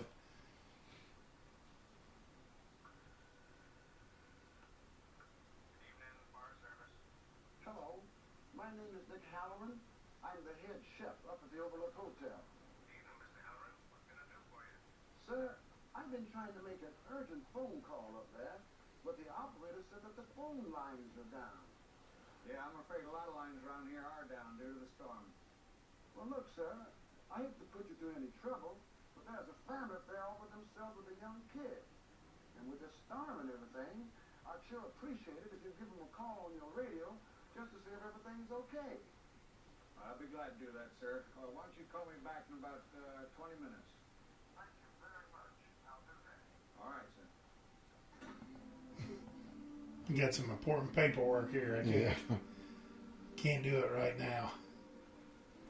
I like how in all these shots it just makes sure to show you how big this place is. Yeah. And how empty. Yeah. You know. To kind of emphasize how, like you said, how empty and how lonely it could possibly be if you were in that position. Now, here's something I can tell you. You see the far end of the shot there, it looks like there's a band playing. Yeah. Whoever it was that was in charge of doing this, they hired extras, as most of these people are. They hired extras to play the song, to act like they're playing the song. Oh. Kubrick got so pissed off at the fact that they had extras to do it that he fired them and he brought in a professional band to mimic playing the instruments and stuff. What would be so? Hair of the dog that bit me. Bourbon on the rocks. That'll do it. That'll do it.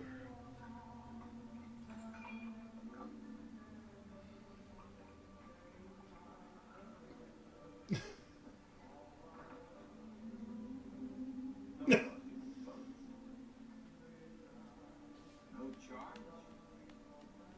Nobody's no good here. Orders of the house. Orders from the house. Orders from the house. Think of it, Thomas. I'm the kind of man who likes to know who's buying their drinks, Lloyd. It's not a matter that concerns you, Mr. Thomas. At least not at this point. If you look at Lloyd's eyes, he's pretty creepy too. Oh, yeah. Anything you say, Lloyd. Anything you say. And I want to say that they said in that, I'm going to tell you this real quick too. There's a woman here on the right-hand side that keeps staring at Jack. It might be the one that's right there, the first woman. Yeah, her. That is Stanley Kubrick's daughter. They put her in as an extra. I've been an awful mess with your jacket, sir. Oh, that's all right.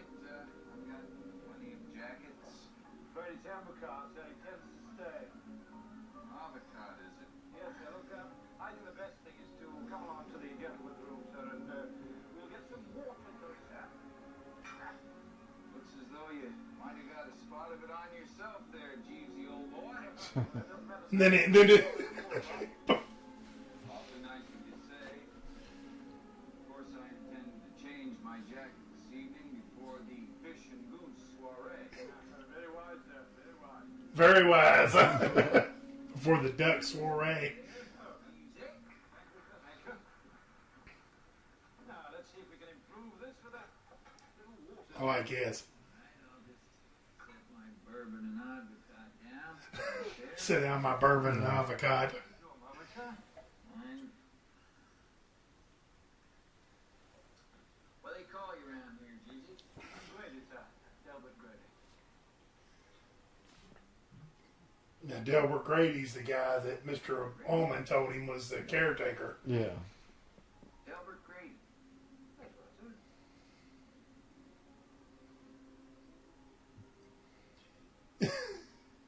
The wheels are turning. Grady? Haven't I seen you somewhere before? What is that? I don't believe so.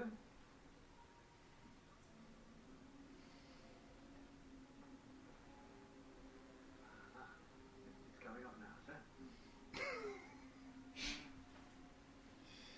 Mr. Grady. Miss Grady? Weren't you once the caretaker here? Why, no, sir. I don't believe so. You, married man, are you, Mr. Grady? Yes, sir. I have a wife and two daughters, sir. And where are they now? Where are they now? Well, they're somewhere around. I'm not quite sure at the moment, sir.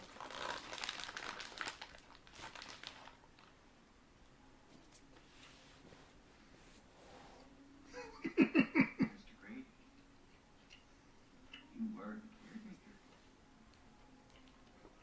I recognize you. I saw your picture in the newspapers. You, shot.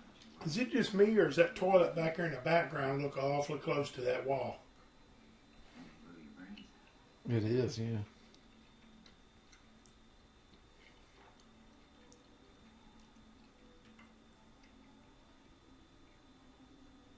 That's strange, sir. I don't have any recollection of that at all.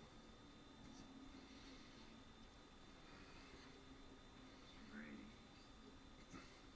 you were the caretaker here.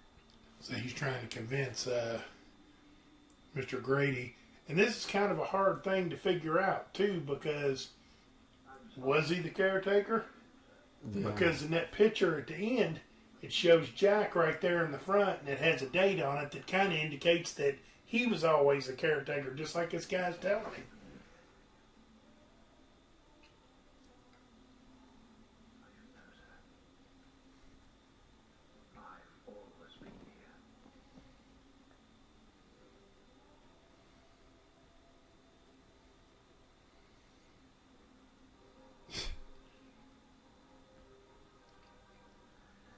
So now he's kind of got Jack back in his, put him back in his place. Yeah. Did you know, Mr. Thomas, that your son is attempting to bring an outside party into this situation? Did you know that? Do you remember this part? Mm. He is, Mr. Torrance.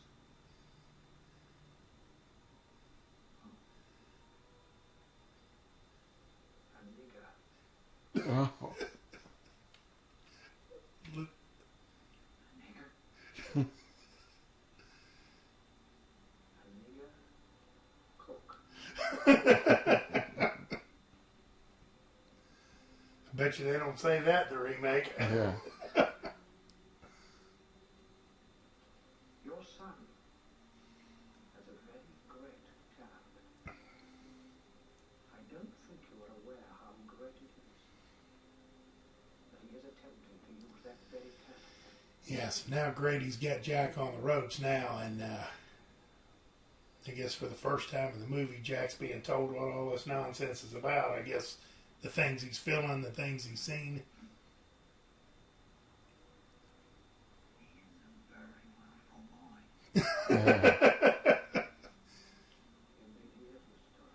I can imagine my dad saying that when I was a kid. He's a very willful boy. Rather naughty boy, if I may be so bold. Yeah, this scene, it's funny because it kind of starts off Jack's in control, Yeah, putting him in his place, and now it's already flipped, and yeah, Grady's planting the seeds. yeah.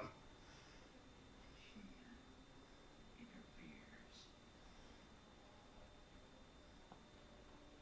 Perhaps And Grady, at first, he's timid and, oh, sorry, sir, let me clean you up, sir. Yeah. And now he's just pure evil. You know? And, you know, where's your wife and kids? Oh, they're around here somewhere, sir. Yeah. And a bit more. now he's getting ready to tell them what. My goes, they didn't care for the overlook at first. One of them actually stole a pack of matches and tried to burn it down. And he's still a pack of matches in a hotel. Corrected them, sir. And when my wife tried to prevent me from doing my duty, I corrected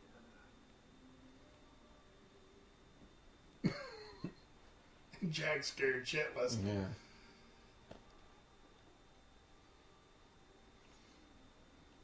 Yeah, that guy was a hell of an actor. Mm-hmm. Because, like I said, at first, when you meet him, he's timid. He made a mistake. He's trying to clean him up. Yeah, within maybe 3 minutes, 4 minutes, it's totally turned around. Yeah. And it's a gradual turn. Yeah.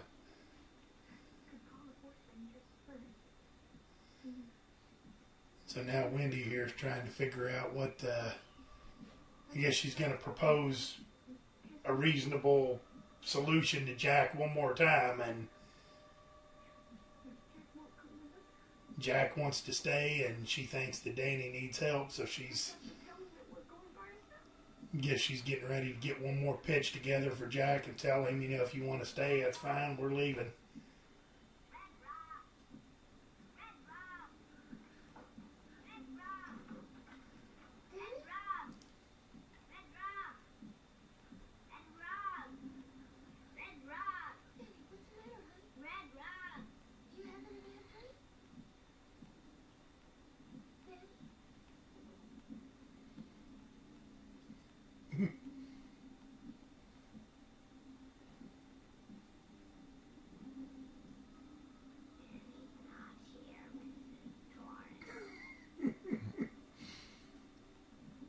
This is kind of crazy, but it always reminds me, this scene, of an Ozzy Osbourne biography where Sharon says that she come in and Ozzy been on the wagon forever and he drank this 100-year-old scotch or something that was given to him as a gift, and then she comes up to him and he just looks at her and says, "We've decided it's time for you to leave." And then gets a knife and starts chasing her around, and I was kind of thinking, when I see that, I always kind of think of that, where Danny's not there, but Yeah.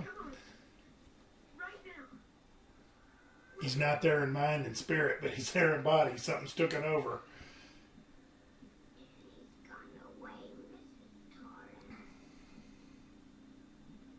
Yeah, now she's just like, Yeah. man, I wanted to leave with him, but maybe he is crazy. Yeah. 2 out of 3. You know, Yeah. I lost 2 out of... Yeah. There's only 3 of us, and 2 of them are too far gone to...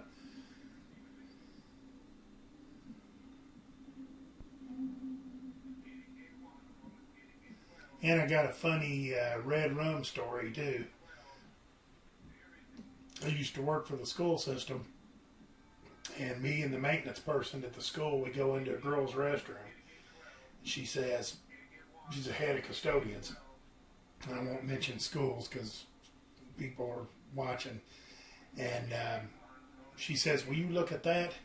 And look up on the wall, and some girl had taken a used tampon and wrote "red rum" on the wall. Wow. She apparently had never seen the movie. She was an older woman, older than me, and she had never seen the movie, and I'm laughing. She's like, "What the F you laughing at? You know, you don't have to clean it up." And I said, look in the mirror over here. And she looks in the mirror and looks at it, and I finally get her to do it, and she's like, "Well, yeah, well, what's that mean?" And I had to tell her about the movie. But I'd actually seen that. Some girl did that in a middle school. This is Wow. And I thought that's hilarious. That's the funniest thing I'd ever seen. Oh, yeah. We tried to contact them several times by radio, but they didn't answer. Now, maybe they got their radio turned off or they're in a place where they can't hear it. If they'd like me to, I'll be glad to try them again later on. Oh, that's very nice of you. Excuse me. I'll call you back later. Bye.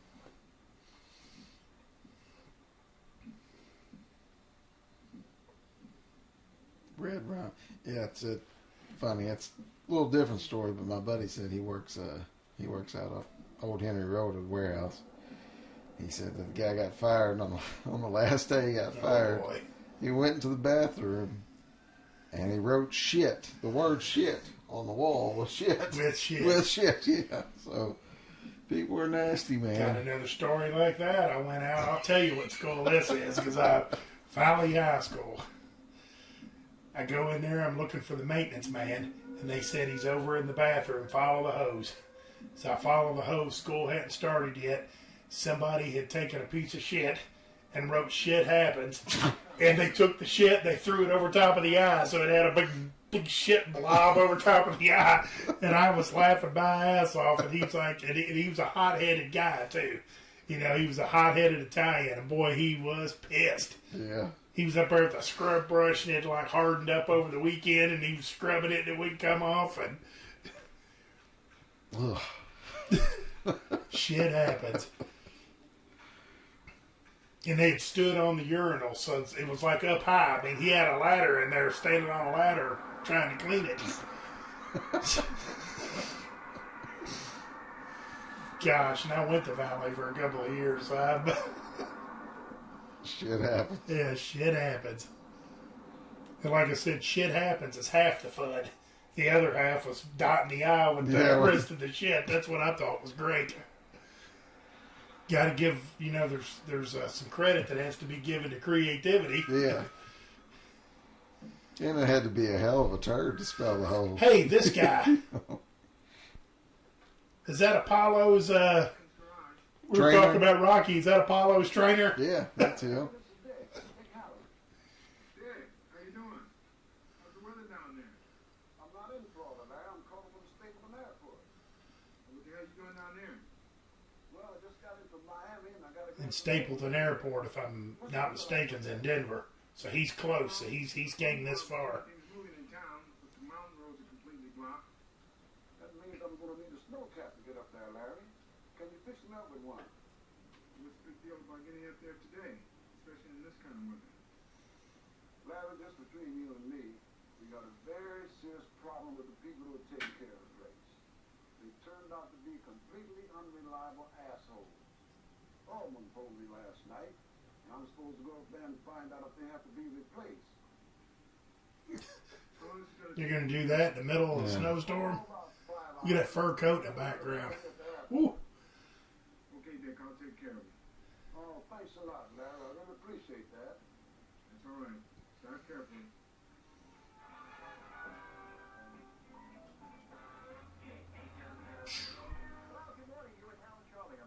Yeah, it just looks rough out there, man. Yeah. What you call your bad day out there? What you call your heavy snow? And he's going to go from the airport to wherever that guy was. Yeah. I guess that was a truck stop or something. I guess we just heard from the news article. Only a few of the flights are still landing out at Stapleton International Airport. And with these early storms like this, And I guess it might make a little bit of sense that if you're used to that kind of weather, the local truck stop or the local rent-a-car place or whatever might have some of them snowcats available, I guess. Yeah, especially Get the cows in a barn. when they expect it, they've got to have some handy. Mm-hmm.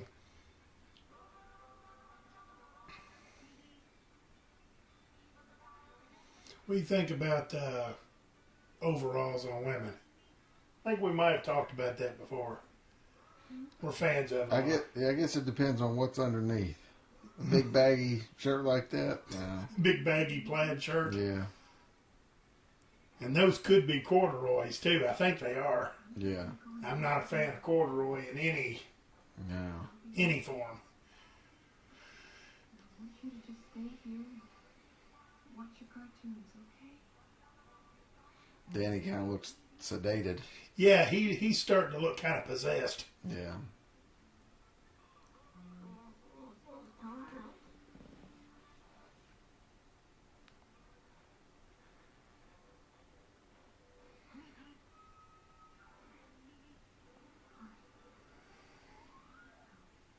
I'll be back in just about 5 minutes. I'm gonna lock the door behind me.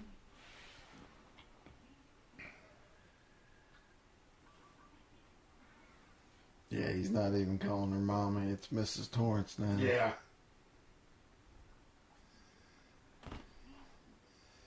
And this time it wasn't no big deal. She just kind of said, yeah, okay, and just going to leave him alone. Yeah. He's just staring off in space. Now I don't know what he's got there. I know it looks like half a glass of chocolate milk and maybe, chocolate milk don't go good with cereal, I don't think.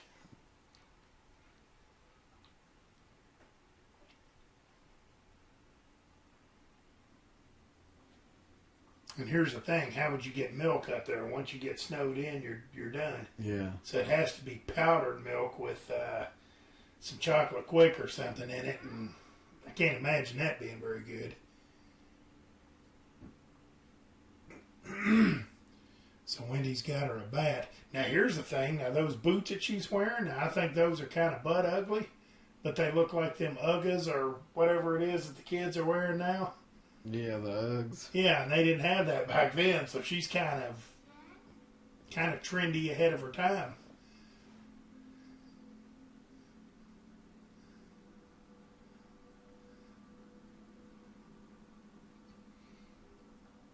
So Wendy's got her a ball bat, and she's going to confront Jack.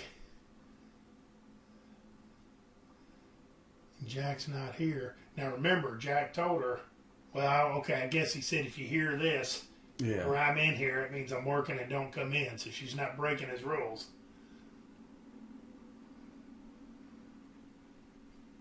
And I always thought this was a little over the top performance too. So all work and no play makes Jack a dull boy.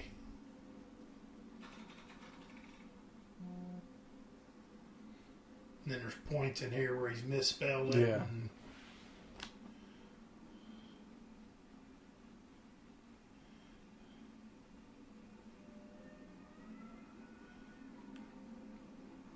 And he's just got pages.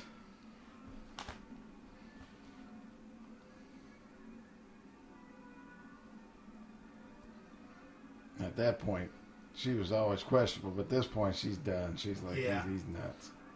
He's gone. yeah, at this point here, you have to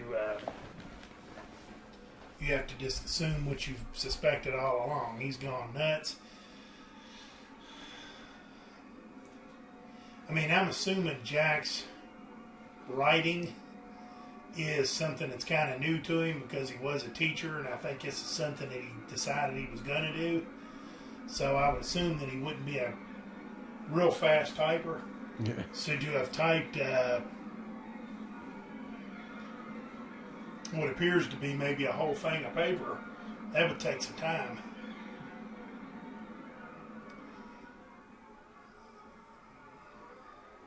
Oh, and I love this when he asks her how she likes it so far. Yeah. He's dead serious. Oh, yeah. How do you like it? How do you like it so far? How do you like it?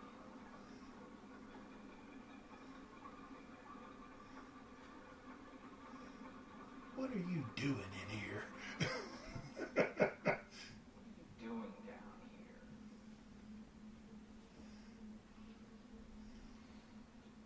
I just wanted to talk to you.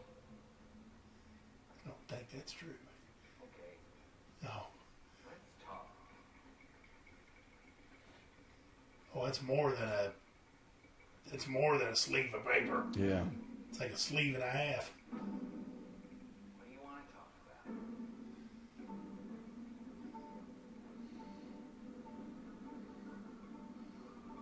And this whole little scene here, you couldn't have got a better person to play Jack Yeah. than Jack Nicholson. Remember, No. can't remember.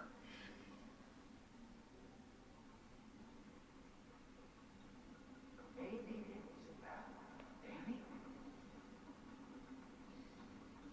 Maybe it was about him.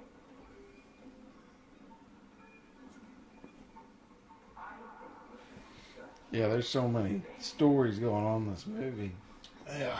You got him going nuts. You got the ghosts. You got Danny. You possibly got the hotel. Yeah. It's kind of maybe a ghost in itself. What should be done with him?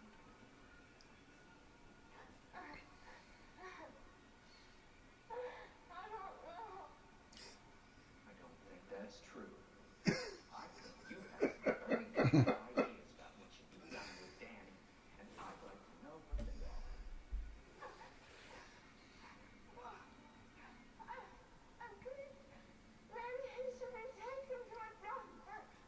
You think maybe he should be taken to a doctor? When do you think maybe he should be taken to a doctor?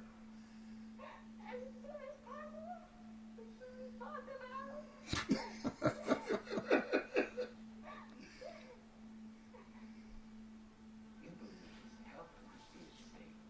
Me and my ex-wife used to say this little line here all the time. You are concerned about him. This here. And are you concerned about me? Of course you are. Ever thought about my responsibilities? And she was pretty good too, because she'd do that. Of course I am. You know, she'd do that little roll too. About my responsibilities? Have you ever thought for a single solitary moment about my responsibilities to my employers? Has it ever occurred to you that I have agreed to look after the Overlook Hotel until May the 1st? Does it matter to you at all that the owners have placed their complete confidence and trust in me and that I have signed a letter of agreement, a contract, to which I have accepted? Contract. You have the slightest idea what a moral and ethical principle is, do you? What would happen to my future if I were to fail to live up to my responsibilities? Has it ever Next time you get mad at the wife, holler at her and say, "Do you have any idea what a moral or ethical principle is? Do you?" She'll look at you like you're crazy.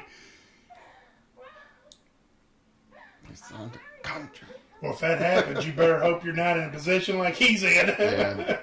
Because he's getting ready to get it. You've had your whole fucking life to think things over. What does it do when it's more than it do you now? She said she just wanted some time to think it over. That whole speech, and it gets to right here, you can see that Oh, yeah. they're kind of going at And him. notice he's quit moving his hands too. In the beginning, he was going like this. And now he's just kind of throwing his hand out there. It's gonna hurt you. I'm just gonna bash your brains. I'm gonna bash them right the fuck in. I'm not gonna hurt you. I wouldn't be afraid of how she's swinging that bat. No. She's kind of holding the bat like Yeah. Tom Cobb used to do, you know, up on the... Put the bat down, Wendy. Like it would do. Give me the bat. Give me the bat. Give me the bat. Stop swinging the bat. Give me the bat. Wendy. Yeah, there it is. Would Boom! Woo!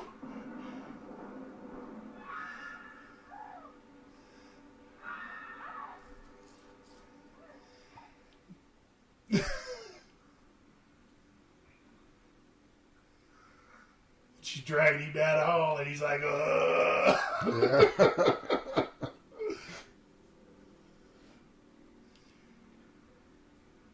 So Jack's the big tough guy here, but now Wendy's kind of got the best of him too. Yeah. And from this point on, I don't think Jack ever pulls the wool over their eyes, either one of them.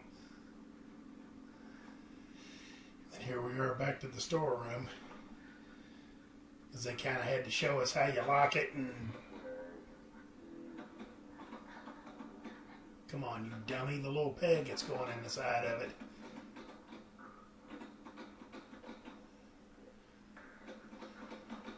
So I'm not gonna hurt you. Probably it'd have been a good idea to bring the bat with her.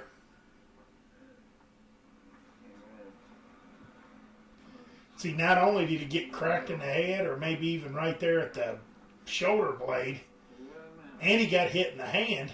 Yeah. But he's going to try to get up here in a minute and realize his leg hurt. You know, he landed on his leg wrong, or his foot or something.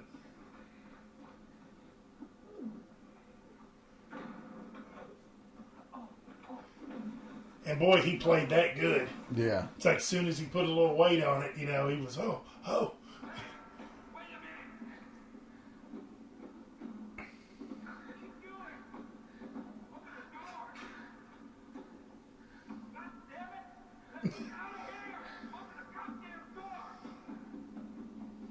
Kids, if you're watching this, this is a parental guidance for language. Not like that part where he's like, it'd be like nothing ever, and then he changes the voice. He's like, happened. And Stanley Kubrick was doing this himself. He was like, because I've seen the footage in that making of where he's below him looking up at him. I think you hurt my head real bad. I'm dizzy. I need a doctor. He's just trying to con her at this point. Yeah, you can see his face. He's kind of waiting on the response. Yeah. Don't leave me in here.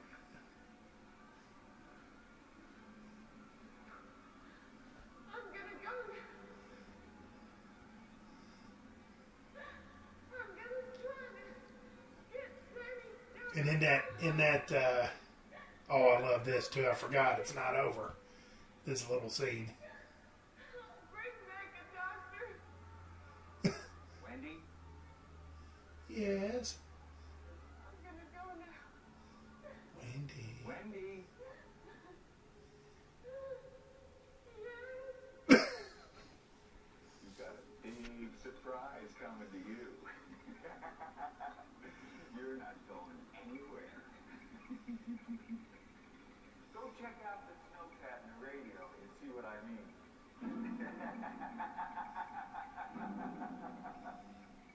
Go check it out. Go check it out. Go check it out. Yeah, I like that whole go check it out. And while they're doing this, Jack and Stanley are inside and they're going over the lines right before they do it, and somebody else is going over them with Wendy, and they're just doing it so monotone. You know, they're like, go check it out. Go check out the snowcat. You'll see what I mean. You know, and then Stanley plays her role, and it's actually kind of funny watching that behind the scenes.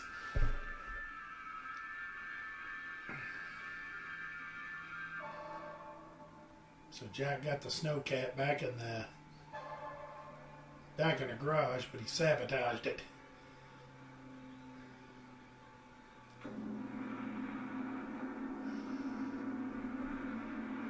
I don't think Wendy knows what that is, but She knows she's screwed. yeah, she knows it. Yeah, she's not going nowhere, like he said. But see how her panicking and even her crying in there just seemed fake. Yeah. You know, she's like, Wendy, and he's like, yes. You know, and you're like, come on.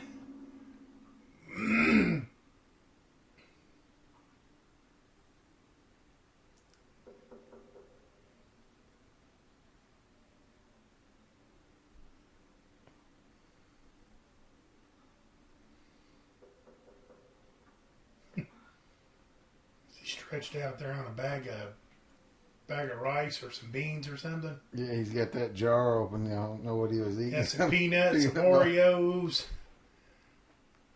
I don't know what that is in that jar. Peanut butter, maybe. Yeah. He's got the setup. Yeah. Peanut butter, Rice peanuts. Krispies. Golden Ray potato chips. Or no, it's French fries.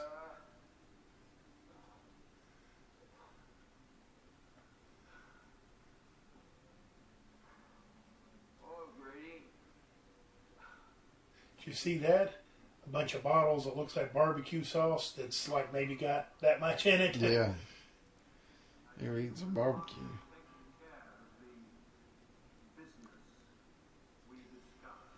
Pimento pieces. Golden Rays.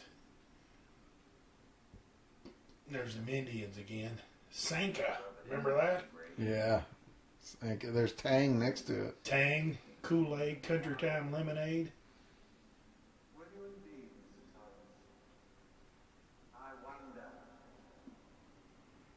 Yeah, he definitely wouldn't starve to death in there. I and others have come to believe that your heart is not in place. Him and others have come to that conclusion.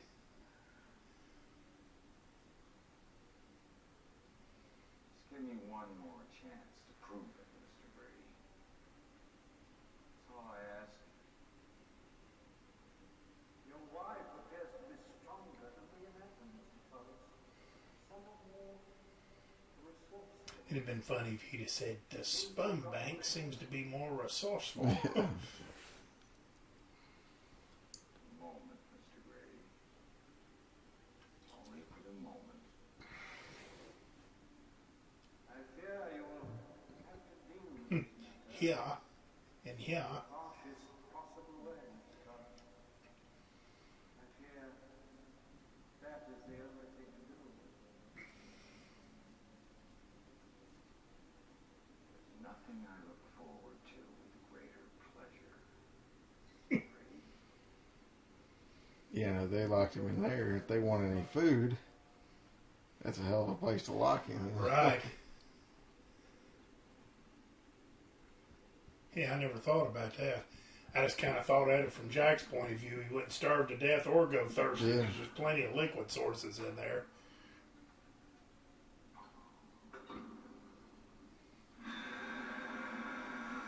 Yeah, well, good news. Help is on the way. Yeah. Comes Dick Halloran. Well, it makes you think, too, like, I used to wonder, did he get himself out? Did the ghost let him out? It kind of leaves it. Is that the point when you know the ghosts are real? You know? Because he got out of the room somehow. Yeah, because in the end, we never seen anything. We just heard what appeared to be Grady, Yeah. but we didn't see nothing. And I know this is this might be a crazy thing, but did Danny let him out? Yeah.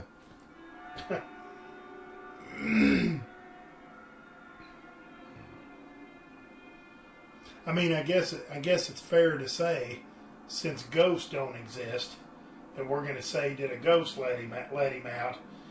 I guess it wouldn't be fair for me to say that the thing wouldn't open on its own.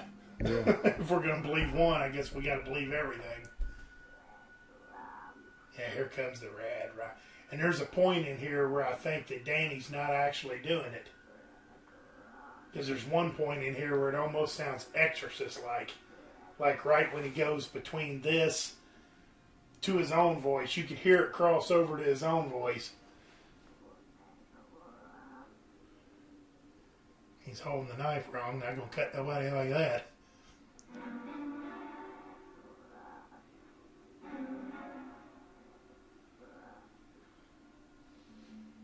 I don't see how she's even sleeping. I was getting ready to say, I know you all's kid's a little bit younger than Danny, but could your wife be sound asleep with a kid walking around the room like that? No. Well, some nights, I guess.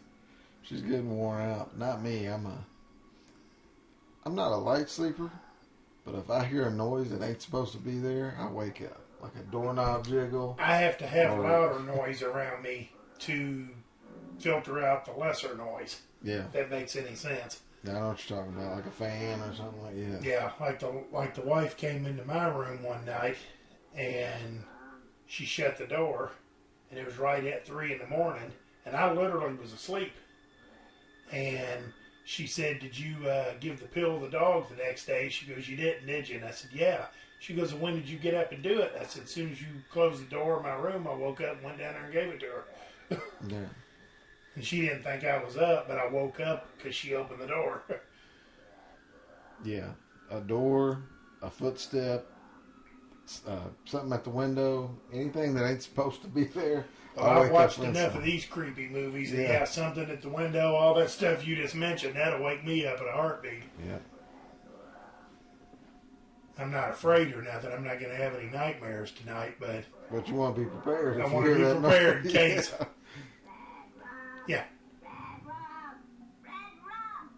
Okay, and right there it crossed over to him. But there was like 3 red rums there that I don't think was him. Yeah.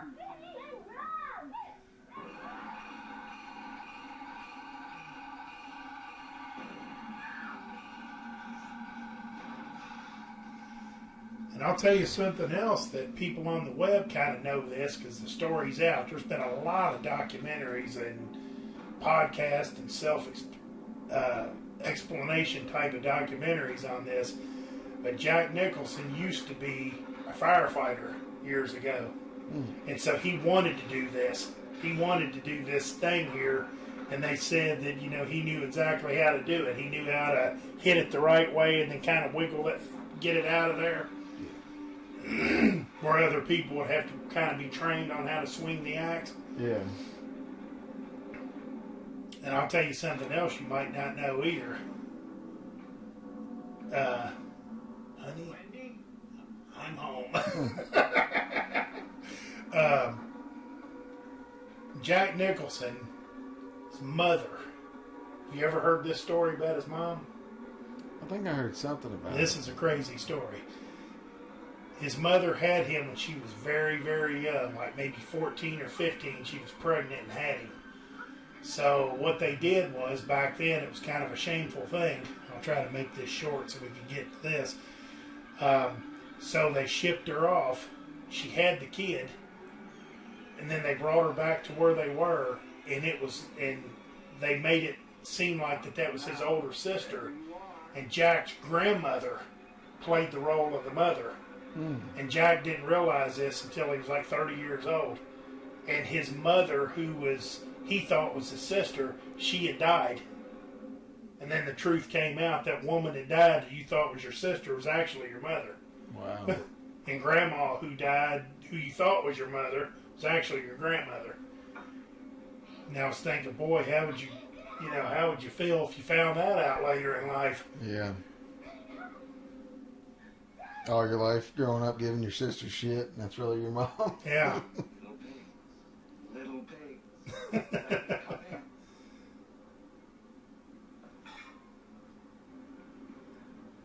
And so Jack is full-blown nuts now, and he's coming after him. Danny's gotten away. He slipped out the window, but Wendy couldn't get out. And I'll tell you one thing, them doors, high quality. Yeah. I heard you said that Kubrick kind of would get on him for ad-libbing or whatever, but I heard this was his choice to say this line. Like, that's all Jack. I heard that too. Yeah. And Stanley liked it. Yeah. And there's something else on here too, like when he sticks his face through the door. It's like, watch the wood. Just keep an eye on that wood there, the panel. Maybe even look at it from out here. Just keep an eye on it. Here's Johnny.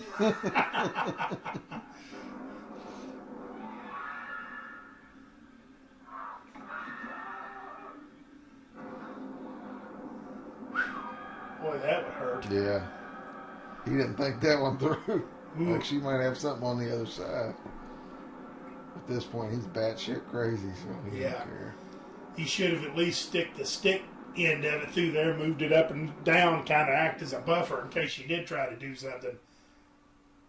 Okay, maybe it's right here. It's like you look at that panel and, oh, now the panels are both gone. Yeah. That's what it was. There was something that didn't make sense. I couldn't remember exactly what it was. We never seen Jack do that. And that's a clean break on that one on the left. Yeah. Well, you ever heard Mike MK tell the story about him and Sean Marquis? Well, Sean made a bet with Mike that Sean swore up and down that he said, "Here's Jack." And Mike was like, "No," he said, "Here's Johnny." He says, "No, he didn't." And you know how Sean is. He's like, "No, he didn't." He said, "Here's Jack." And I think they might have bet $5 or $10 or something on it. And then I don't remember exactly how they did it, but whatever it was, Sean lost the bet. I told Mike, I said, "You're a better man than I am." I said, "I'd had to empty his wallet on "Here's Jack." Yeah. For Yeah. sure. Even common fans know that, man. Here's Johnny's the most classic Yeah. line of the movie. Yeah. But I think what it is Sean's a real intelligent guy, book smart. He does a lot of reading. I think he's real smart that way. And I think to him, he figured, why would he say, "Here's Johnny"? Because his name's Jack in the movie. So he said, "Here's Jack." And maybe he didn't get the, "Here's Johnny, do, which I think is what. The Johnny Carson reference. Yeah, he was making kind of a joke, but it was kind of evil. "Here's Johnny." And I don't know if Sean quite made the connection on that or not, but anyway, I was like, yeah, I'd had to empty his wallet on that one. So there's not too many times I can get one over on you guys, so. Yeah, so anyway, Jack heard the snowcat come up just like Wendy did. I guess everybody heard it. Danny's still outside. He hasn't come back in yet, I don't think. And Jack's going to check it out. Now Mr. Halloran is calling out for anybody. See if anybody's there.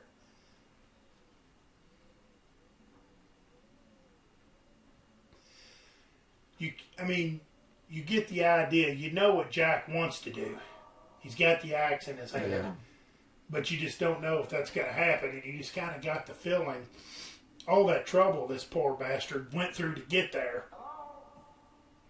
Surely they're not going to kill him off the minute he gets there. Right.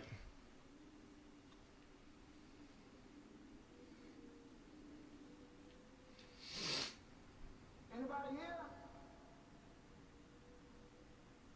But it serves its purpose because it brings the new snowcat and, Yeah.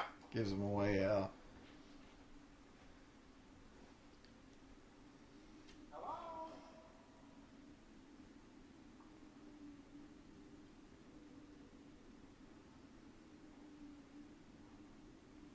At the end of this movie, I forgot about that. You hear that wind just about all the way to the end.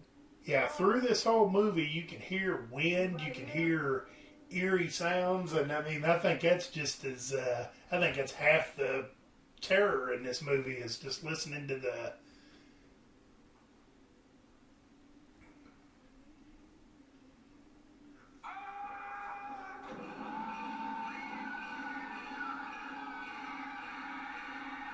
And I like how Danny feels it too. Oh, that's right. Danny is back in because he hid under the thing and Jack just heard him scream.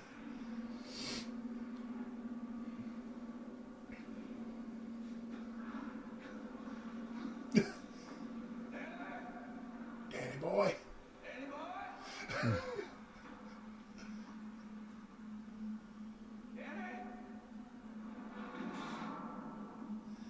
And there again, there's that long look just to show you how much ground you got to cover.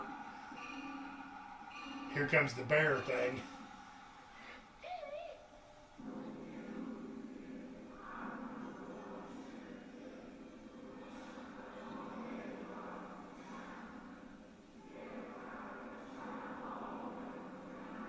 See, you hear that? Yeah. It's like it's saying, "Get out."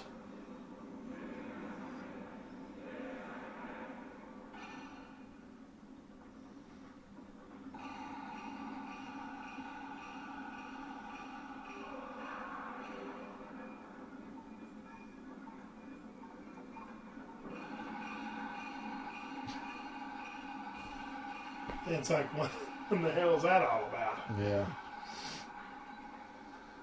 Well, that's a point where... How about this? How about go back downstairs? Don't stay on the same floor.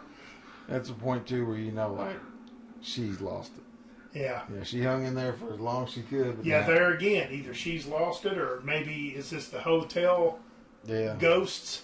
Now there's the snowcat, the new snowcat. And you would think the first thing Jack might do would go out there and take an axe to it, open up the hood and just Yeah. axe up a couple of things. But he's after Danny right now, I guess.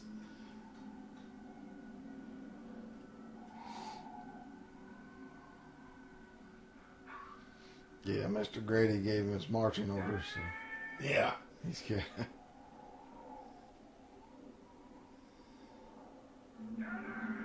And I said so far, I guess, I said Danny and, they keep pulling the wool over his eyes and he never gets one on him again, but I guess Halloran wasn't one of them. So he's got Halloran, so he's... And then see, like we said earlier, about a lot of this stuff's a setup. Now we're talking about, I don't know how old the kid is, but you're talking about this little kid, but he's already been through here. So he kind of knows, they made it to the middle and they got out. So he kind of knows. He knows what to do. And although Jack has looked at it, he's looked at it on that inside part of it. He's never been through it. Yeah. And I read somewhere, too, that that's like a metaphor for spending time with your son, because he didn't spend any time with his son. Yeah. His son, like you said, his son knew the whole maze. Yeah. And then he goes out there and he's lost. Yeah. I mean, there's tons of different, there's probably hundreds of different things that you can look at this movie and take out of it.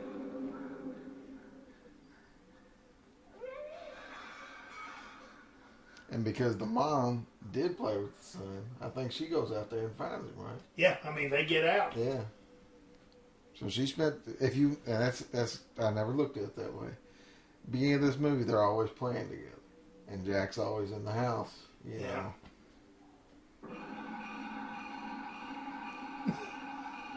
And so you can make the argument that her and Danny are a little more connected. Yeah. Although they can't shine together, but they're a little more connected and kind of know each other a little bit more than Jack does, who really don't want nothing to do with his wife, don't want nothing to do with the kid.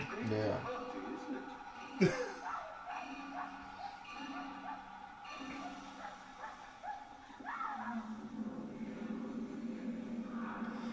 And a couple of the parts during this chase, I love it in the very beginning when he's like, "Daddy boy." Then I like it when he's like, "I'm coming for you, Dan." He says that in here. Yeah.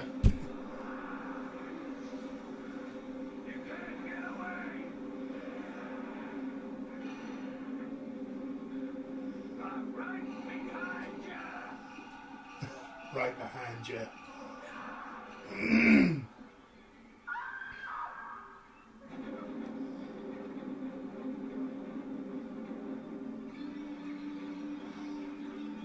Oh, and this thing right here, they said that Stanley Kubrick didn't want, he demanded to have real skeletons. He didn't want imitation skeletons. Mm. And I'm like, Jesus Christ, won't he join Van Halen and refuse to take green M&Ms or something?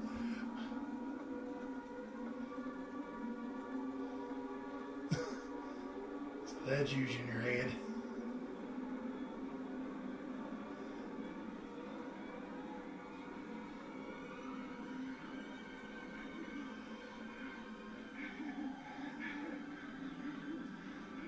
And see, now you kind of get the feeling Jack's running out of gas.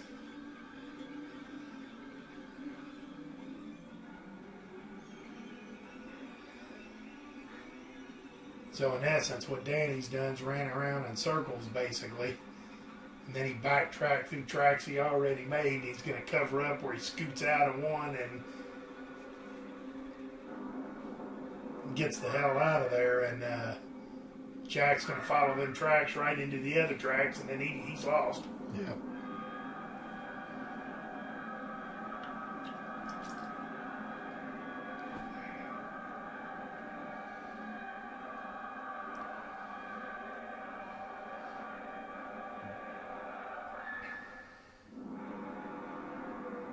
Yeah, Jack's about done right there.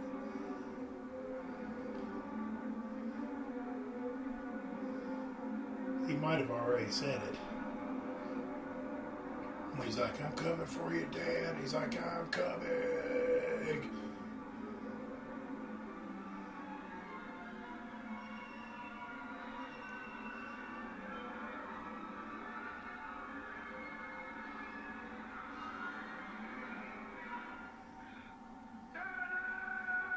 Yeah, I think at that point, right there, he knows he's done for.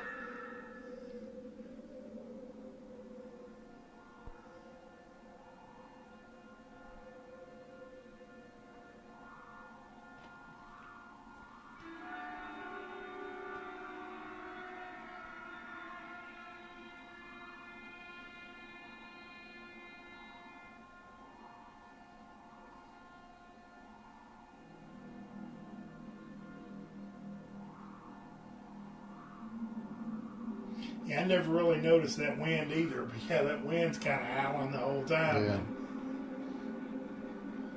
Pretty much since the showdown started. You can hear that wind in the background, even when they're indoors. I guess once Jack went on attack, yeah, somewhere around maybe the stairs is when that started.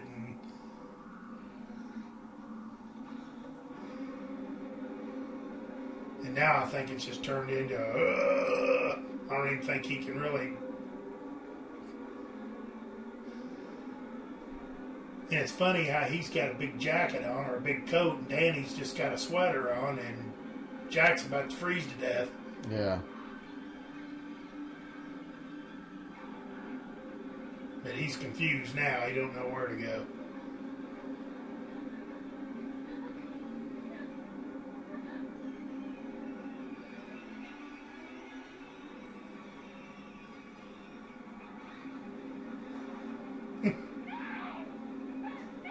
Yeah, throw the knife down and start screaming. Great idea.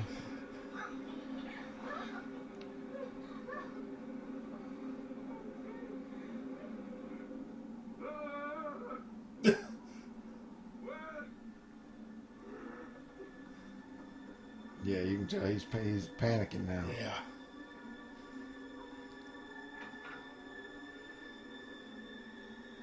And a panicking man will be exert 3 times the energy as it's bad enough you got the cold fighting against you. You got anxiety. Yeah, and he's nuts. So he can't collect himself. He's just gone.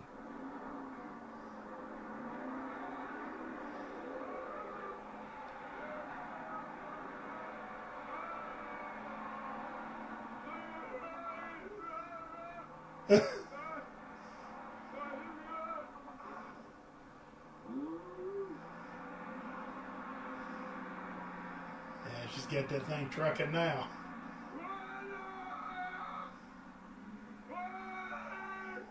Yeah, that was a window.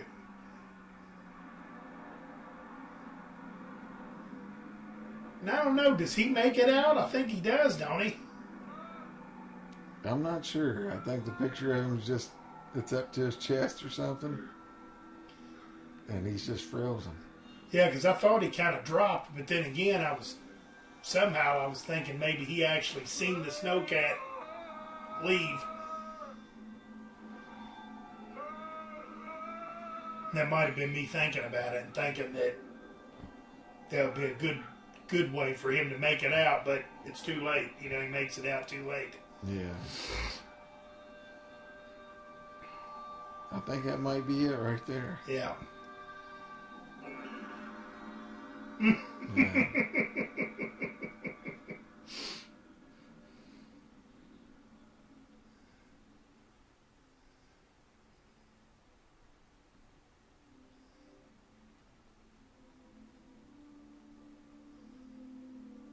Now that was the only thing in the movie that ever felt out of place. Like, I know that they wanted to show him gone, but they should have did maybe like a slow, walk up to him, Yeah.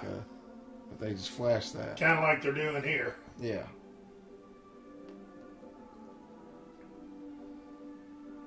Or maybe you could even do like they did in some of them Friday the 13th movies where you see it maybe from the authorities got there. Yeah. But then I guess if you did that, then there wouldn't be no snow.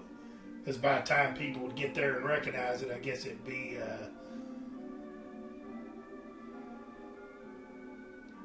the original picture of this is a bald-headed guy. And I read something online where they talked about that this picture says 1924. And Kubrick said that he gave them some kind of information about the pictures, and somebody tried to investigate it.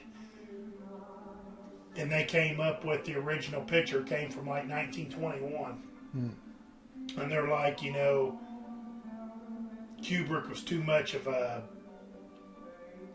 perfectionist to have let something, or no, it says 21, and the photo came from 24. The best that they could come up with. And then, of course, that kind of shows you that the guy was right when he said, you know, I've been here the whole time and you've always been the caretaker. You've always been the guy here. Yeah. And so it kind of throws another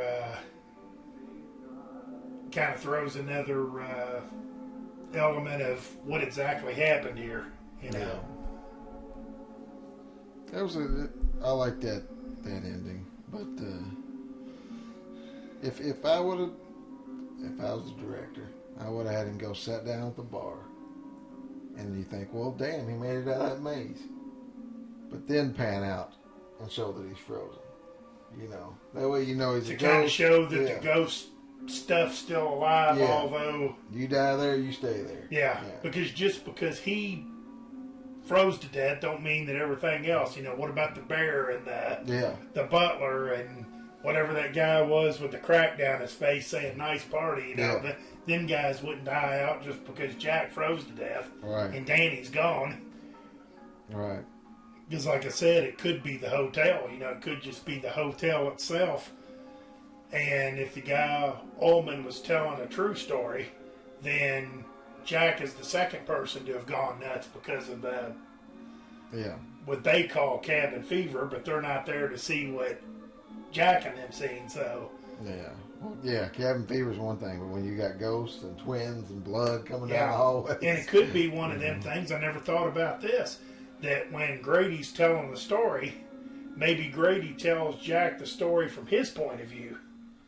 And now Jack is trying to tell Grady the story from what he sees so far. Yeah. And it's like, in my story, you were the caretaker.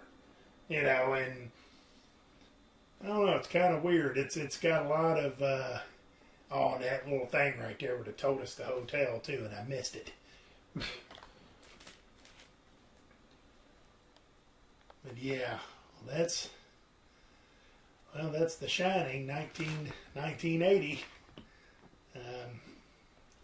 I think it's one of Stanley Kubrick's best. I know a lot of people say 2001 Space Odyssey sometimes gets the nod as his best one, but I've only seen 3 or 4 Stanley Kubrick movies, and I tell you, I'm a horror guy, so of course I'm going to say this, but I like this one the best. Yeah. It's my favorite one. Shining for me, and then I'd say, was it Full Metal Jacket? Yeah, I'm probably 2001 and then Full Metal Jacket. Yeah, 2001's good too.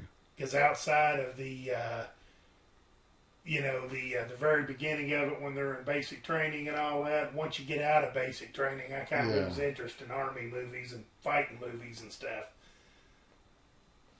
Yeah, plus the Sarge, drill sergeant, he made... Yeah, that was 3/4 of the movie in my book, was just that little, probably a half an hour part of it. Yeah. The rest of it could take a hike, in my opinion, but... Well, I guess that's The Shining. You got any closing remarks on this one? I know we've covered a lot, because there's a lot of area for discussion in this one. There's so many things going on, so many interpretations and little pieces you can take. I was trying not to use the dead parts in the movie. I didn't want to say that, but... Well, there's just tons. And if I watch this 10 years from now, I'll find more. Yeah. Probably if you watched it 2 months from now, you'd probably kind of look at it from a different... I think it's a well done movie. I know Stephen King didn't like it, and it's hard to disagree with somebody like Stephen King, but I'm going to disagree with him on this one. Yeah, I could see It's the type of movie that if teenagers or young people went and saw, they probably wouldn't like it at all because it's psychological. Yeah, and I don't know if they get it because Yeah. it's. I mean, there is an aspect, probably the first time I seen it, where you don't think into it at all. Right. You just watch it. You just kind of see it for what it is. And the end of it, you're like, I'm not exactly sure what I just saw, but I like it. Yeah. It's basically this guy went nuts. He's trying to kill his family. Yeah, guy went nuts, and that's Yeah. kind of the end of it, and pretty good movie. Yeah. And, there's that aspect, which I'd say most people probably look at it like that. And then as you get older too, you kind of like put yourself like, if I was alone in that hotel, I'm not saying I'd try to kill my wife and kid or anything, but would you lose it?